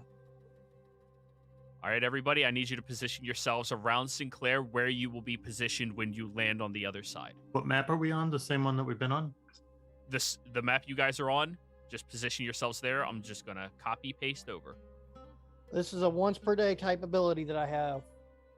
It's a 6 levels Oh, I know. warlock ability. Been waiting for this one. That's where everybody's going to be. Yup. Copy. And basically, the ring that it's coming out of, we basically come out standing on top of it. So, you all step through this magical ring, and you immediately land in the snow on the other side as all of these creatures immediately snap their attention, looking very confused at all of your existences. I need you all to roll me initiative. You are in the thick I'm of assuming it. it's dark here. Yes, it's Okay, because I nighttime. can't see anything. So, Wait, you can't well, see I can anything? see like 20 feet. I can see the one red guy. Yeah, Yeah, which is I'll give daylight mode because there is light Okay. emanating off these that's things. why I'm asking, because I know I don't have dark vision. So what the? Why is there so many of her? Those are all the People. Oh, okay. Now I see her. green blood. Yeah, Those are she's the actually called the White Necromancer. Walkers. Well, there's anything here I like. I don't like the thing in the center the most, but I got him. We do have choices. I'll give you that. no, that we do. The giant BDSM thing is somewhat terrifying, but I need to find out how much this actually gives me as far as armor. What level do you cast it out? It's 5 per level. Yeah, it's 5th, so 25 extra 25. temporary hit points, and Each attack against you deals 25 to the melee that is Yeah. attacked. That is a good armor. Alrighty, that's everybody's initiatives. Onel, as you all land over here, you see this creature right beside you, who is already on patrol, immediately swings its hand, prepared to strike. You see that creature, the creature that was set to a task, is not surprised. However, the necromancer definitely seems to be taken off course from what they were doing. What would you like to do? Corvus, you take the ugly one. And Hey, be more specific. We're on the same side. Still. Since this thing is getting ready to swing at Corvus, I'm going to go ahead and go after it first. Right. Um, Go for it. A strike. like blades. Right, you pick up your blade and plunge it down into the creature, and you do get your sneak attack. Corvus is in melee. And sneak attack. Ooh, nice. Ooh, 35 points of damage. And then the offhand. That hits. For 6. You go over towards the creature and strike quickly twice against this creature as you see the muscles in its body begin tearing away and it's just snarling down at you. Anything else? Nope, I believe that's it. Corvus. Alrighty, I'm gonna cast Protection from Evil and Good on myself. Wanted to do that just before we teleported, but I missed the window. And then I'm going to run up on the Necromancer. Alrighty. The creature beside you, Disimortium, is going to take an attack of opportunity. Go ahead. Disadvantage.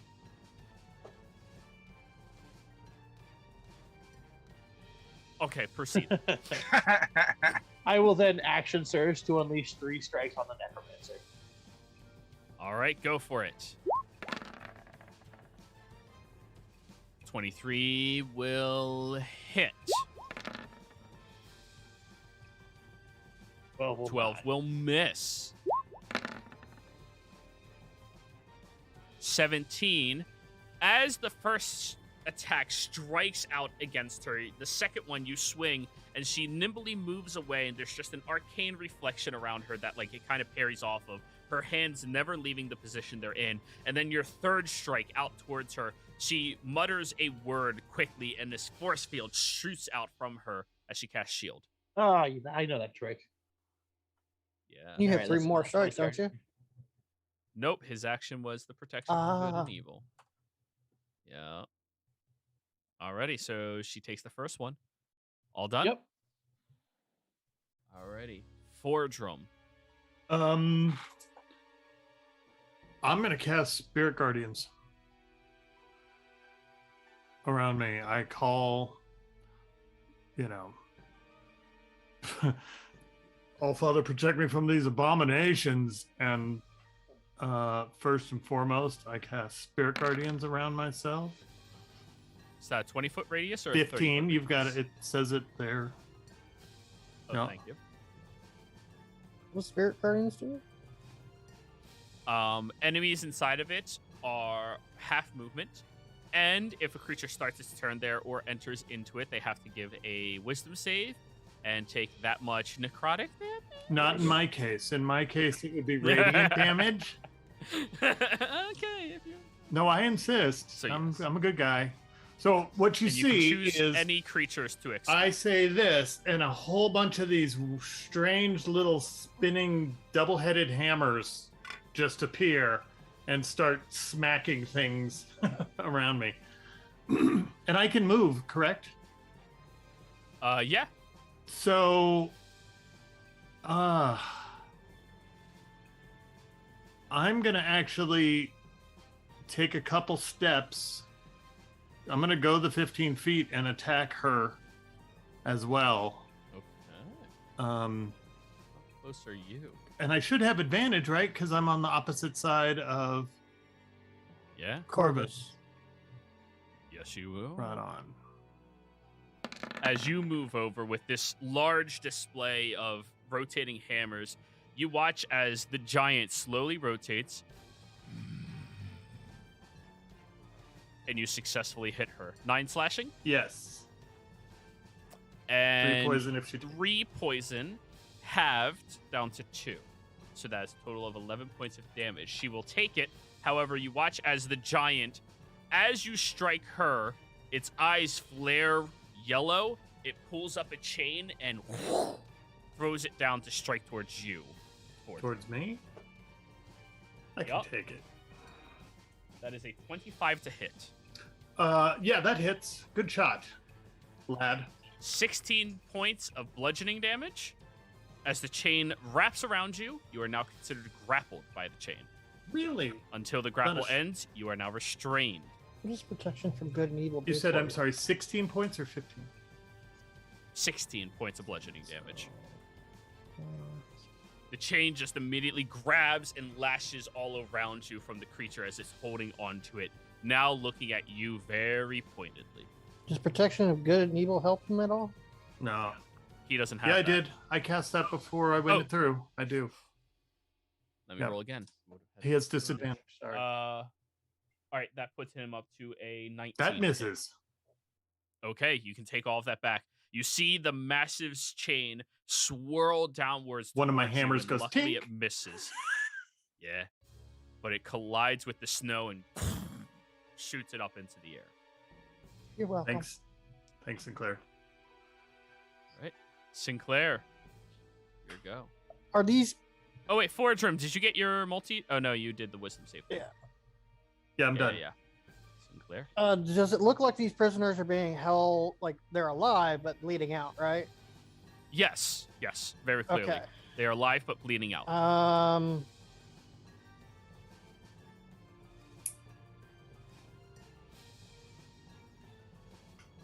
Trying to think, is there a way for me to stop their bleeding?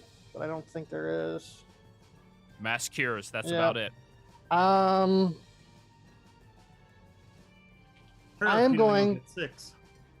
Yeah. I'm going to. Hate this idea. Mark the Beholder.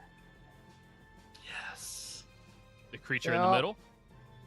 You're casting what, Mark? My Warlock Hex. Not the Hex spell, but the Curse. Your Hexblade Hex. Curse. Alrighty, it is now hexed by you.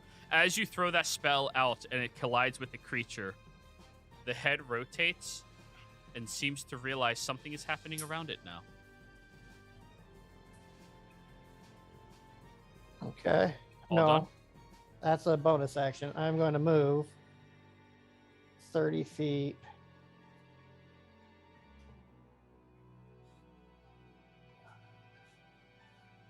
Yeah, right there. I'm Alrighty. going to move right into melee with it.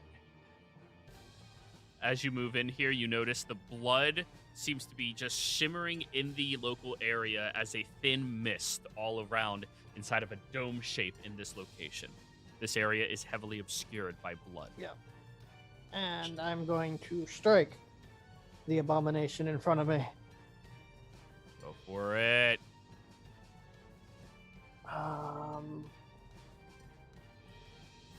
So we have our Hex, Blade's Curse.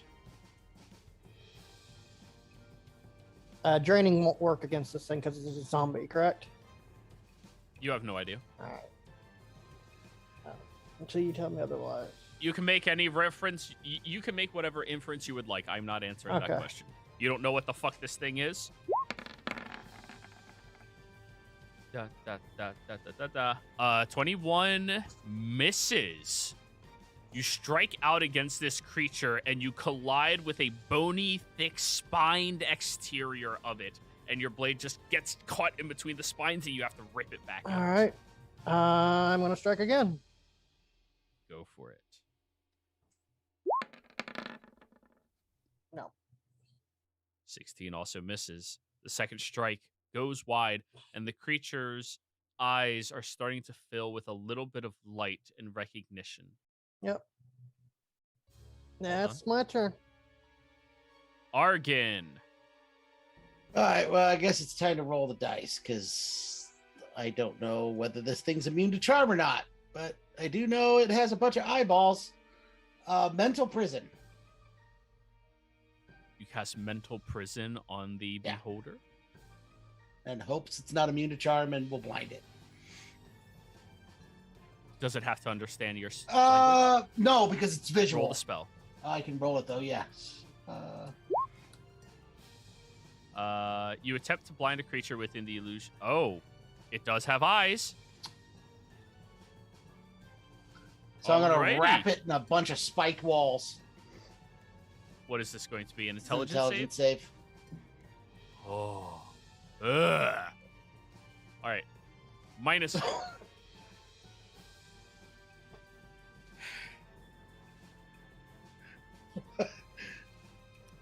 Natural 19. Which puts it Minus which puts 4. it at 15. Well, that was Yeah. a good choice for my target then. Yeah. You throw up a mental prison encompassing this creature. What is the prison? It's just a spiked cell that it can't, like solid spiked walls, so it can't see out. And Okay. it feels like it can't move. And they're already poking it. So he takes let me roll the spell, because he does take damage to start. If I can click on it. Oh.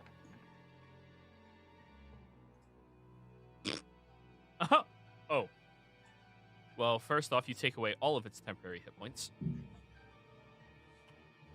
So that's another 16 on top of that. All right. And then I'm going to get out of the chair and All right. move farther away. All righty. And that is my turn. The Necromancer is under the surprise condition. The Blood Fray Giant is not, Oh, God. however. The Necromancer will look at the two of you attacking her and goes, No. Attack the mage! Attack the mage! Wait a minute. That's not nice. Corvus cast a spell. He's a mage. Corvus, would you like to take an attack of You opportunity, know what? sir? I think I would. Yeah. Damn it. 12 misses. You swing, and you just get it caught in one of the very well-defined calves of this creature. Huh. Wow. And it will continue moving. Fordrum. Attack of opportunity. sir. Yes, please. Also, Sorry, I think I. your damage, I have to roll a wisdom save for the creature it moved into your thingy. Yes, please stay right where you're at, Wisdom. Mr. Giant. 17. Is that a save against your spell? I think. Yes, it is. All right. Roll your damage, because I'm scrolling. I'm having trouble finding it buried underneath everything. Let's see. My damage for it. Oh, it's Spirit Guardians, right? So. Yeah. where- Just roll Spirit Guardians and we'll see. Ooh, and that It hit. did. It was a crit. Yeah. There's my damage. 10. Half down to 5. Whatever.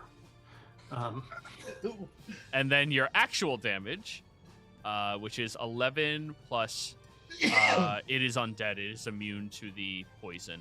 So 11. 11 on, yeah. All right, it takes those two. Argan, as you are sitting there, the creature pulls out a chain and swings it down That towards seems you. unnecessary. I'll try to help you, Arden, on my turn. That'll be 17 to hit. That's a hit. That is 16 points of bludgeoning.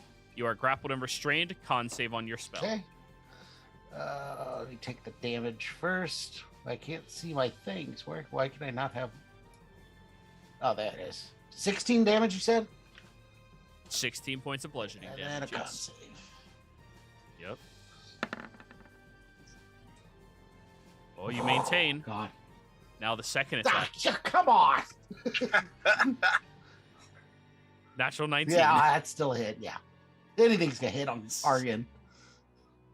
No, it could miss you. I have an armor class of That's- 15. It could miss you. One's happened. A second chain whips out and slams down for 16 points of bludgeoning damage. Another con save. I'm gonna use my game advantage. Okay, and remember you are Goliath, so you have Stone's Endurance. Oh yeah. What is that? What is that? A reaction? No, you just get to do it. Oh, okay. Well, then I guess I'll do that. So what is that? A D12? D12, yeah. Ooh. So subtract 12 from that. You only took 4. Right. Yeah. And I'm using my. Oh, I'm sorry, go ahead. you've literally never I used that know. ability, so I wanted to remind you you have it. And I'm gonna use my game advantage to try and keep this Constitution save. All right. All right. Yep, you kept it. I don't You want to kept lose it. that.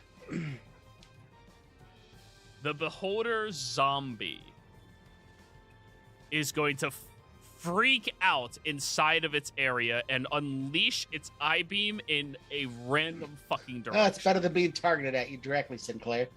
Oh, I had ways Yep, of negating so- that. Depends upon what 1, it is. 2, 3, 4, 5, 6, 7, 8, 9, 10, 11, 12.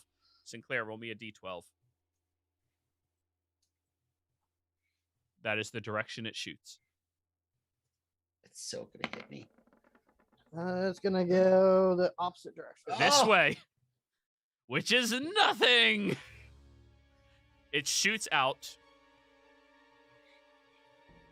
a horrific beam of this staticky looking energy off in that direction from one of its eye sockets. And that is its turn. Good. Immortium. As one of the only creatures also not surprised, it is going to attack you. Oh no. Actually, no, it was given an order. Attack the mage. Oh no, would you like an attack of opportunity, Absolutely. sir? Also wisdom save. Roll your damage again, Fordrum. It failed. Oh, sweet.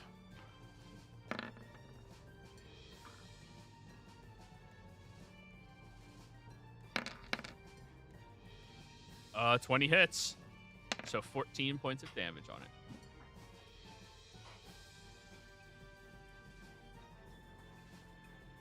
And then 8 points of psychic damage on Yeah, it. and I don't believe I'd get sneak attack because it's not engaged with anybody. Only if it was surprised or engaged. That Yeah. is correct. But you do get it on their turn as well. It is hurt now after doing that. And it moves over towards you and will raise its claws and gets 3 attacks down on you, crap. Arkin. You're battling a mage. It's the smartest thing to do. Oh, yeah. That is a That's a 15. hit. All right, 15 slashing. Actually, wait a minute. Con save. Can I? I'll Yeah. do. Got Oh, some? never mind. I don't have shield memorized. Never mind. All right, 8 to That's hit. a miss. Misses. And then That's a 18 hit. to hit. So a total of 30 points of damage and 2 con saves. All right. So. Oh.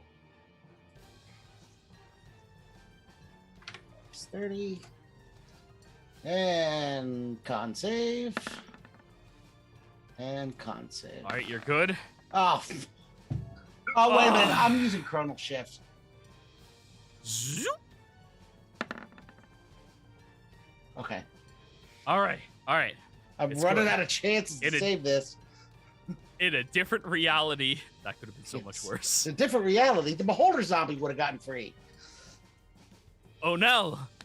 I will move around the big dude. Get back to my previous prey. Good. Considering Argon seems to be in a bit of a tight spot. Either one of them is terrifying. I don't care which one you attack. Well, the little one I can at least try to get rid of. I Okay. have Big one, it's going to take some work. It's not your turn. Go for it. Flanking, sir. Yes, sir. So roll again. Oh, Flanking. adaptive. Or advantage, sorry. Adaptive. Adaptive. Yep. Not that the 26 might have missed, but Right, but fish for them crits. 26 hits. Okay. Roll your damage, and the giant is going to use their reaction to hit you. 35. Yeah. Oh, it's looking rough, but the giant's going to use its reaction now. Okay. Yeah. Natural 1. It misses. Swing and a miss. Onel just ducks, kind of, and gives it a dirty look. It hits one of the pillars and just. And then swing again. Yep. Sorry. 26 hits. It's 22, but yeah, I double clicked it. Oh, yeah. You Yeah. hit. For 6 more. Its body is slowly ripping to shreds and falling apart as you are finding the soft crevices to strike out against this creature. All done? Yeah. Corvus. All right, I'm gonna start wailing on the necromancer. Whale him. Whale away. Yeah, that hits. For 9. Yeah, that hits. For 7. Ooh. For 7. It's damage roll. They're looking rough. They're looking real rough now. That's all I got. Boardroom. Here we go. same thing. I'm gonna wail away on her. Two-handed with the axe. Oh, yeah, that's advantage. 20. 20 hits for 11 points of damage. Hit her again. Oh, she's looking real rough now. 16. Shield. Misses. Action surge. I'm gonna keep at her. Yeah. Do it. Oh, 26. 26. How do you want to do Oh, this? sorry, I accidentally clicked again. I was excited. Ah, yeah. Yeah. Fordham just starts hacking into her and saying things like, "By the power of the All-Father, you despicable beast, you're going to die." And then she like twitches to do or say something, and I hack under her armpit, kind of halfway up to almost the bottom of her neck, as she kind of can't even cackle or speak and just drops. So in a very quick maneuver, you manage to swipe and destroy this incredible threat. All done? Yeah, because yeah. You have movement. All right. I will spin around and I'm going to take a step towards the giant. And in my mind, I'm trying to measure, is he 10 feet wide or is he 15 feet wide? That's what I'm contemplating. 15. About 15. Yeah. At the shoulders, 10 near the I'm legs. just trying to figure out if I can fit him in a magic circle or not. That's what's happening in my head. All right. you don't have to worry about that. He's Sinclair. on a magic circle, which as a bonus action on my turn. By the way, when I do take that Flips. step forward, he falls into my thing, so he can make a wisdom save or take. It's when they move in or start. Oh, their sorry. turn there. Yep. It's not when you move Right them on. in. Got it. Yes. Go ahead, Sinclair. Arcane gate flips. He falls through the gate. Roll Arcane Gate. I have to read that.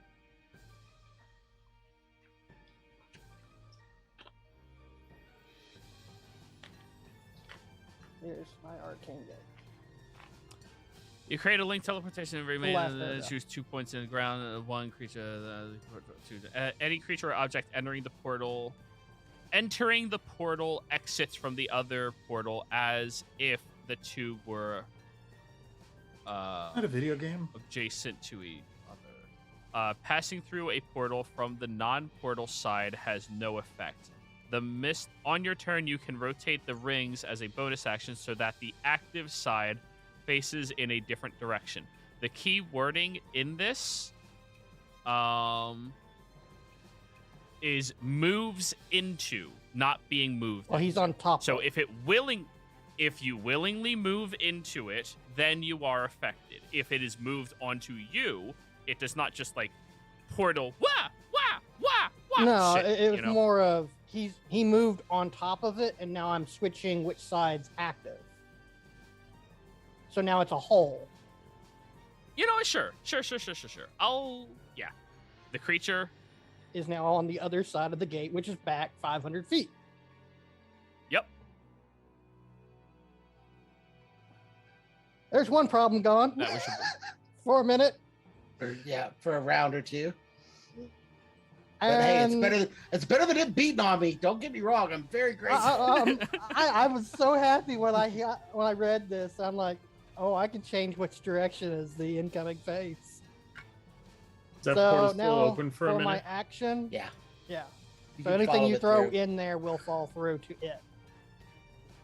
So for my physical action, I'm going to start hacking away at this beholder. Go for it. Do I have advantage because it's blind to me? It is not blinded anymore. It succeeded on its saving throw. Oh, I thought it was because of the mental prison. Yeah, that spell is gone. Oh, it is? Yeah, they get to save on Yeah. it every turn. I believe. Oh.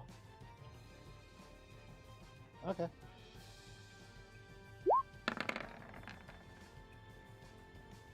Does 22 hit? 22 just barely misses. Okay. So the beholder still doesn't have that effect on him anymore. Actually, there isn't a later save for mental prison. You want me to roll it? Yeah, roll the spell in chat because I might be missing it, but I did not see one. it's concentration to stay on it. But like if it maintains on it for a minute, it is under those effects. As soon as the spell's gone, it's no longer Right, under but it. it hasn't moved See, it through says- it yet. Or it would have taken the 10d10 damage. Whatever form the illusion takes, the target can't see or hear anything beyond it and is restrained for the spell's duration. The spell's duration is But it- over. Your concentration I never ended. failed my concentration. I rolled back in time, remember? Oh, never mind. It's Okay. it's still blind. You're right. So you would have had advantage. So your first attack Okay. missed. 11 and 22. And with advantage, Next. here's my second attack on it. 24 hits. And is any of that necrotic damage? Only the one. And what is your hexblade damage? Is the damage type Yeah, of your weapon. slashing. So that'll be 16 points of damage against it. Okay. There you Thank go. Alrighty. Argon. Okay. I'm going to scream Fordrum, save me Fordrum, and I'm going to Misty Step to here. And since I can't cast another spell because I cast that as a bonus action, I will cast a cantrip and I will firebolt the undead that whacked into me last time. Do it. How do you want to do this? I think I'll just simply burn a hole through its head and just Alrighty. So throw a bolt of fire. as the creature is rotating to continue the task it was given, the bolt soars through the entire creature's skull and shatters against one of the pillars above as it collapses to the ground. Dead. Yeah, All that's done? it. All right, the necromancer is dead. The giant is going to full round dash over here. Actually, it is going to full round dash. Do we hear it coming? And if so, what direction? You hear the heavy footsteps. They're going away. What? The beholder zombie's turn. Sinclair, It is going to look directly down at you, It still can't see. and it's going to randomly roll a d12. Roll a d12. Roll it, Sinclair.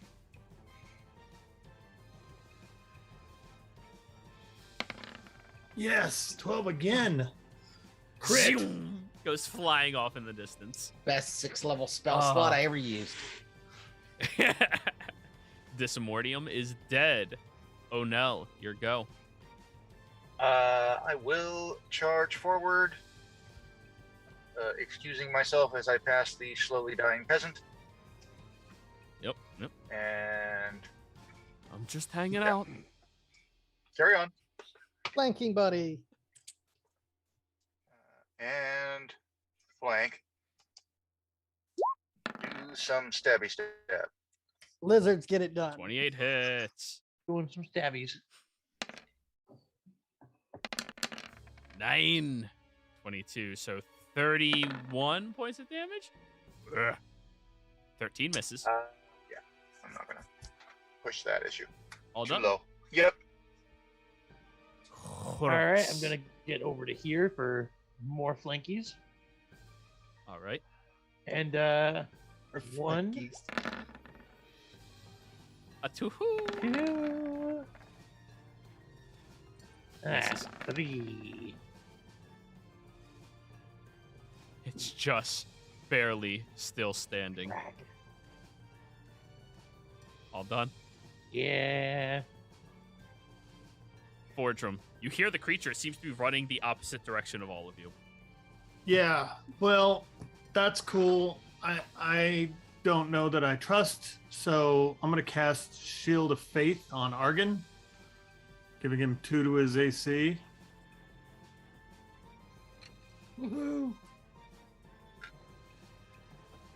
And I think that's All right. all I can do, right? Or can I throw an axe? No.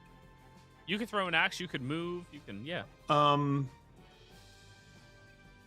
gonna throw an axe, hand axe. I never use this thing, so I'm gonna throw an axe at the beholder. All right. And do I have advantage or no? Normal. It's blinded, you have advantage. Cool. My odds went way up. 20. 20 misses. 20 misses. Yep. Yeah. I think I hit it. I just Yeah, don't she's- throw my axe ever, so I hit it with the flat, Whew, it just Yeah. thunk. the handle. Dink. Clank. Huh. Sinclair. I think I gotta practice that. How do you want to do this? I just take the icy blade, and as I slice up and then back down, I'm nicking each of the little tendrils that are flinging from its side. Just carve it straight around, and then just shank him right in the eyeball.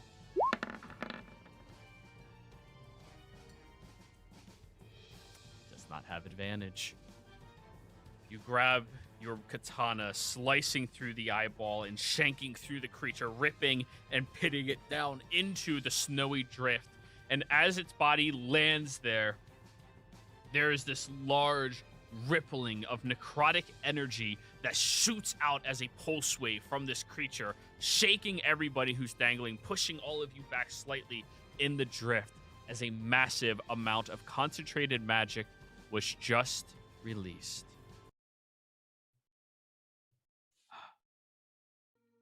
Free the prisoners quick before the giant gets back. Do we need to go chase that thing down? I think some of us probably should. I can go and try and track it, but the victims here should be tended to. Well, Me and Forger can stay here and deal with the victims if the other 3 want to go. Yeah, chase down the I've got zombie. some extra speed on me right now, so I'm gonna. is that hole still open? Should be. So that'll gain you guys 500 feet. That'll help. And I can get us another Yeah, it'll 500. do. Fordrum's eyeball in that circle, that hole, like. Corvus, do you think you can take him with just me and you? Yeah, that should be enough. Oh, Alright. I'll be with you. Yeah, I mean, I've got a pretty good movement. yeah. With Go with the- him. Me and Forger will stay here and deal with the. Corvus is already on his way to the hole. Yep. Fordram's Me the and only me and healer. Corvus jumped through the hole, and as soon as we're on the other side, I dimension Dora's closer to the monstrosity. All right, O'Nell, with your dash ability to be able to catch up to the creature, the three of you make it over to this monstrosity, and it has no fighting chance against it. It is decimated. And as you slay this hulking monstrosity, you see over up on the side of this vast tundra, there's a dwarven individual looking at you all smiling. Right now, you might want to get back in my shadow. I think it's too late for that. Yeah. Hey, Hedge. Hello! Hey! Starts walking towards you all. We killed Hey, her. You did? That's good. I heard this thing stomping about, and I figured the worst would have happened, so figured I'd come out here and deal with it myself. Well, Ah, no need. I can see. I just made it fall through a giant gateway. That's always one way to do it. He looks over at you, O'Nell. Where have you been this whole time? A Oops. good scout is never seen. He likes lurking in my shadow. O'Nell, deception check. I'm Just to throw him off the absolutely scent. not good at this. But Yeah. A rogue that's not I good don't have at deception? advantage. But I will use. You have that advantage I gave you. Side bolstered knack. Oh. Oh, 1. Yeah, Woo! would you have liked to have used the advantage that he gave you? Yeah, I think I rolled with advantage. Yeah, it has to be an intended roll. Roll okay. again. 1 deception. Yep. So 12 is your current highest, and then Oh, it was going to be so close. It was teetered on that 20. so 13. Ugh. Sounds like a good thing, eh? He walks over to the creature. What in the bloody hell is this thing? The larger of her monstrosities. She had another one with a bunch of tentacle eyes.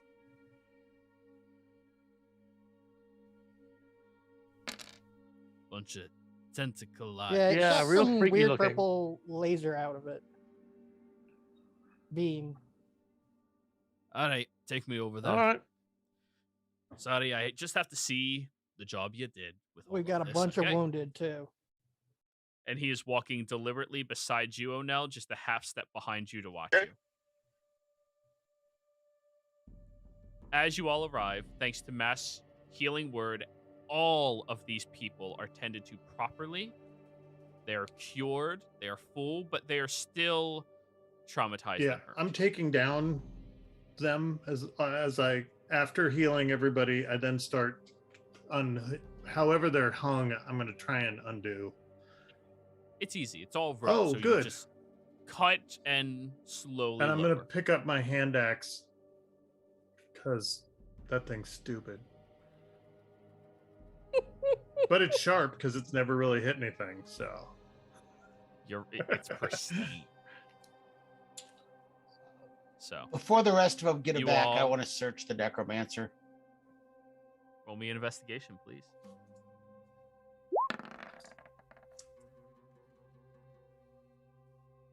Not bad. That ain't bad. So, Arkin, that was a new skill. You're supposed to do bad on those. I know. It's because I'm motivated. You find a spell book on her. Yeah, that's what I was afraid of.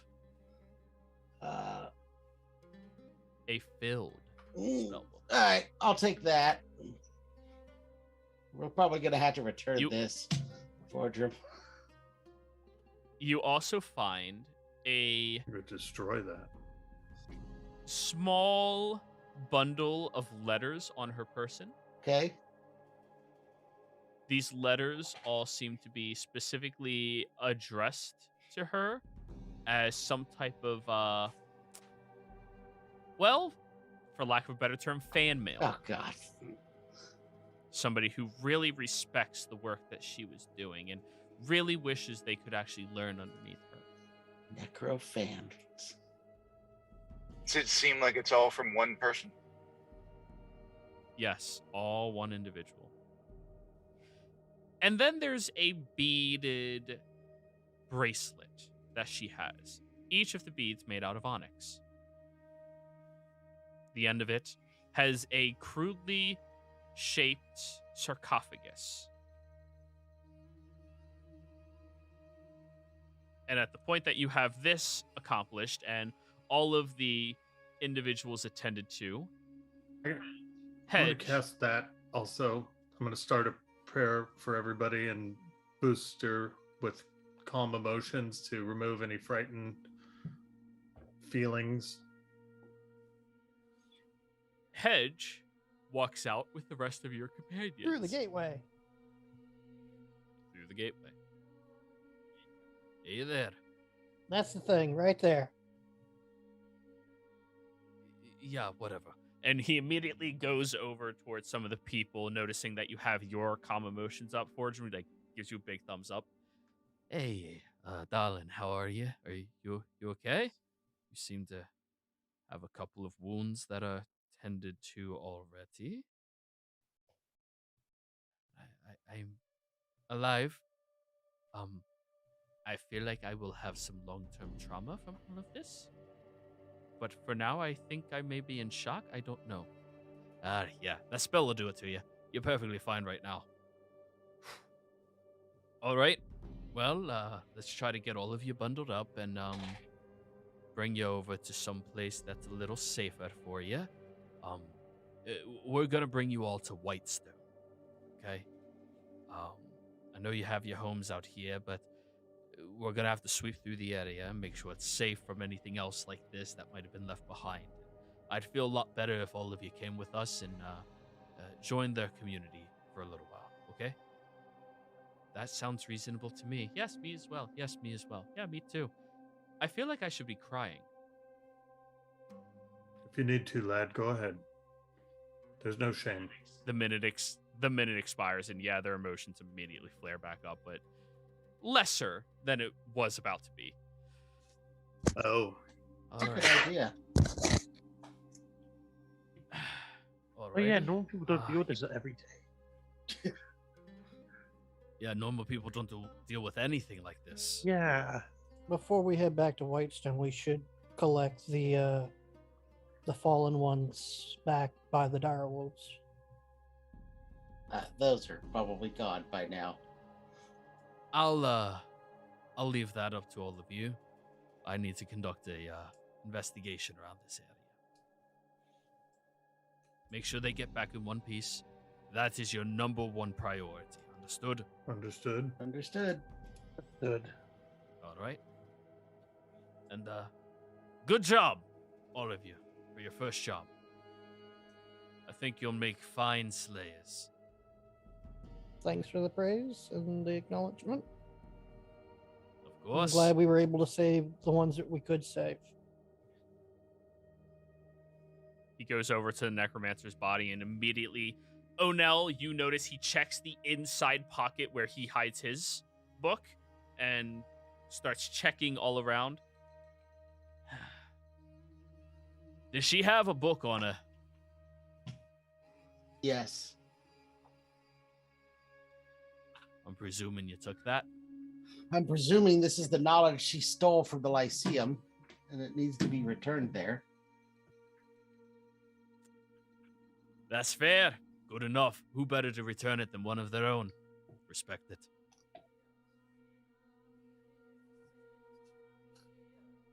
All right. All of you, you got a lot of marching to do, a lot of protection. I hope your dome can keep all 12 of them safe. It'll be a tight squeeze, but we could probably get everybody in, I think. Actually, I don't know if it'll hold that many. Oh, he reaches into his satchel and he pulls out his rope. Yeah, that might help a little bit. You can figure it out. You're smart. Yep, thank you. Of course. Hedge, do you know what that is? And I point to the monstrosity in the center. That is a beholder. A creature that is meant to nullify the use of created magics, divine or arcane, makes no difference, while also shooting out its own innate, impossible beams that, well, can destroy anyone, charm someone, do other things like that. He goes over and lifts up one of the stalks. And by the look of it, I'd say they were trying to reanimate it, so... That wouldn't have been bad. It was alive in Sort this of. state, and then it died Right, again. right. I think he means that they were trying to fully reanimate it back to. Ah, maybe that's what the circle's Aye. for. Yep. I believe so. That's what I'm presuming as well. It does beg Well- the issue of why, but I'm not sure she was all there. yeah. Can you ever presume to understand the means of somebody who is, well, broken? Depends on the break, but I see your point. Anyways, good job, all of you. His eyes linger on you for a little while, Onel. It's very clear he is very suspicious of you right now. As he should be. I'll catch up with you. Fordrum, do you think you can put that in the bag? None of these things What are are you even. pointing I'll at? investigate. Oh, I was just gonna say we could turn it into a gem. Oh, well, that's a question. Hedge. I'm Yeah, investigating. I got you. You'll get your reward, don't worry. Well, we've been collecting things to imbue into gems, so I appreciate that knowledge. You got a gem? I'll do it for you. After I'm done. Here's the bloodstone that I have. All right. Tier 1 bloodstone. right? It's the one that has the Ice Walker. So tier 2, I think. Tier 2? Okay. He can do it. It'll still only create a tier 1, but he can do it. All right. Thank you. Puts in his pocket. Alrighty then. Uh, Do I need to hold your fucking No, hand? no, we'll Come on, meet you in everybody. Whitestone. All right. Argon. He'll watch and he'll watch to make sure all of the people are attended to. It's very clear that the moment innocent people are involved, he's much more serious about everything. Which way is home, Argon? So, You're asking the wrong guy. Oh, I got the map for that. Hold on. No, we're not asking him either. I know that. This is either Fordrum or O'Nell's area of expertise. can I Hedge can just I point? Can I, yeah. We all yeah, point. yeah, you both point at the Yeah. exact And I same pointed the spot. opposite direction. I'm going to go get my chair. Okay. I then flip the map and point in the same direction. Thank you, Hedge. You're very welcome. And everybody, as you're all walking away, Onel, on the cusp of your hearing, you hear him whispering something underneath his voice. It's supposed to be inaudible to anybody moving away, but the wind carries it towards you, as if ushering the sounds to your ears. Nah, they already fucking took it. Yeah, I know. Yeah. Maybe I'll be able to get it. We'll see. And I think that's where we're going to be ending the session. Players, thank you all very much for playing. Viewers, thank you for watching. Hope you all had a fantastic time. Don't forget to like, comment, and subscribe, and we will see you next Have a good time. turkey day. Bye. Yes, enjoy your gobble gobbles.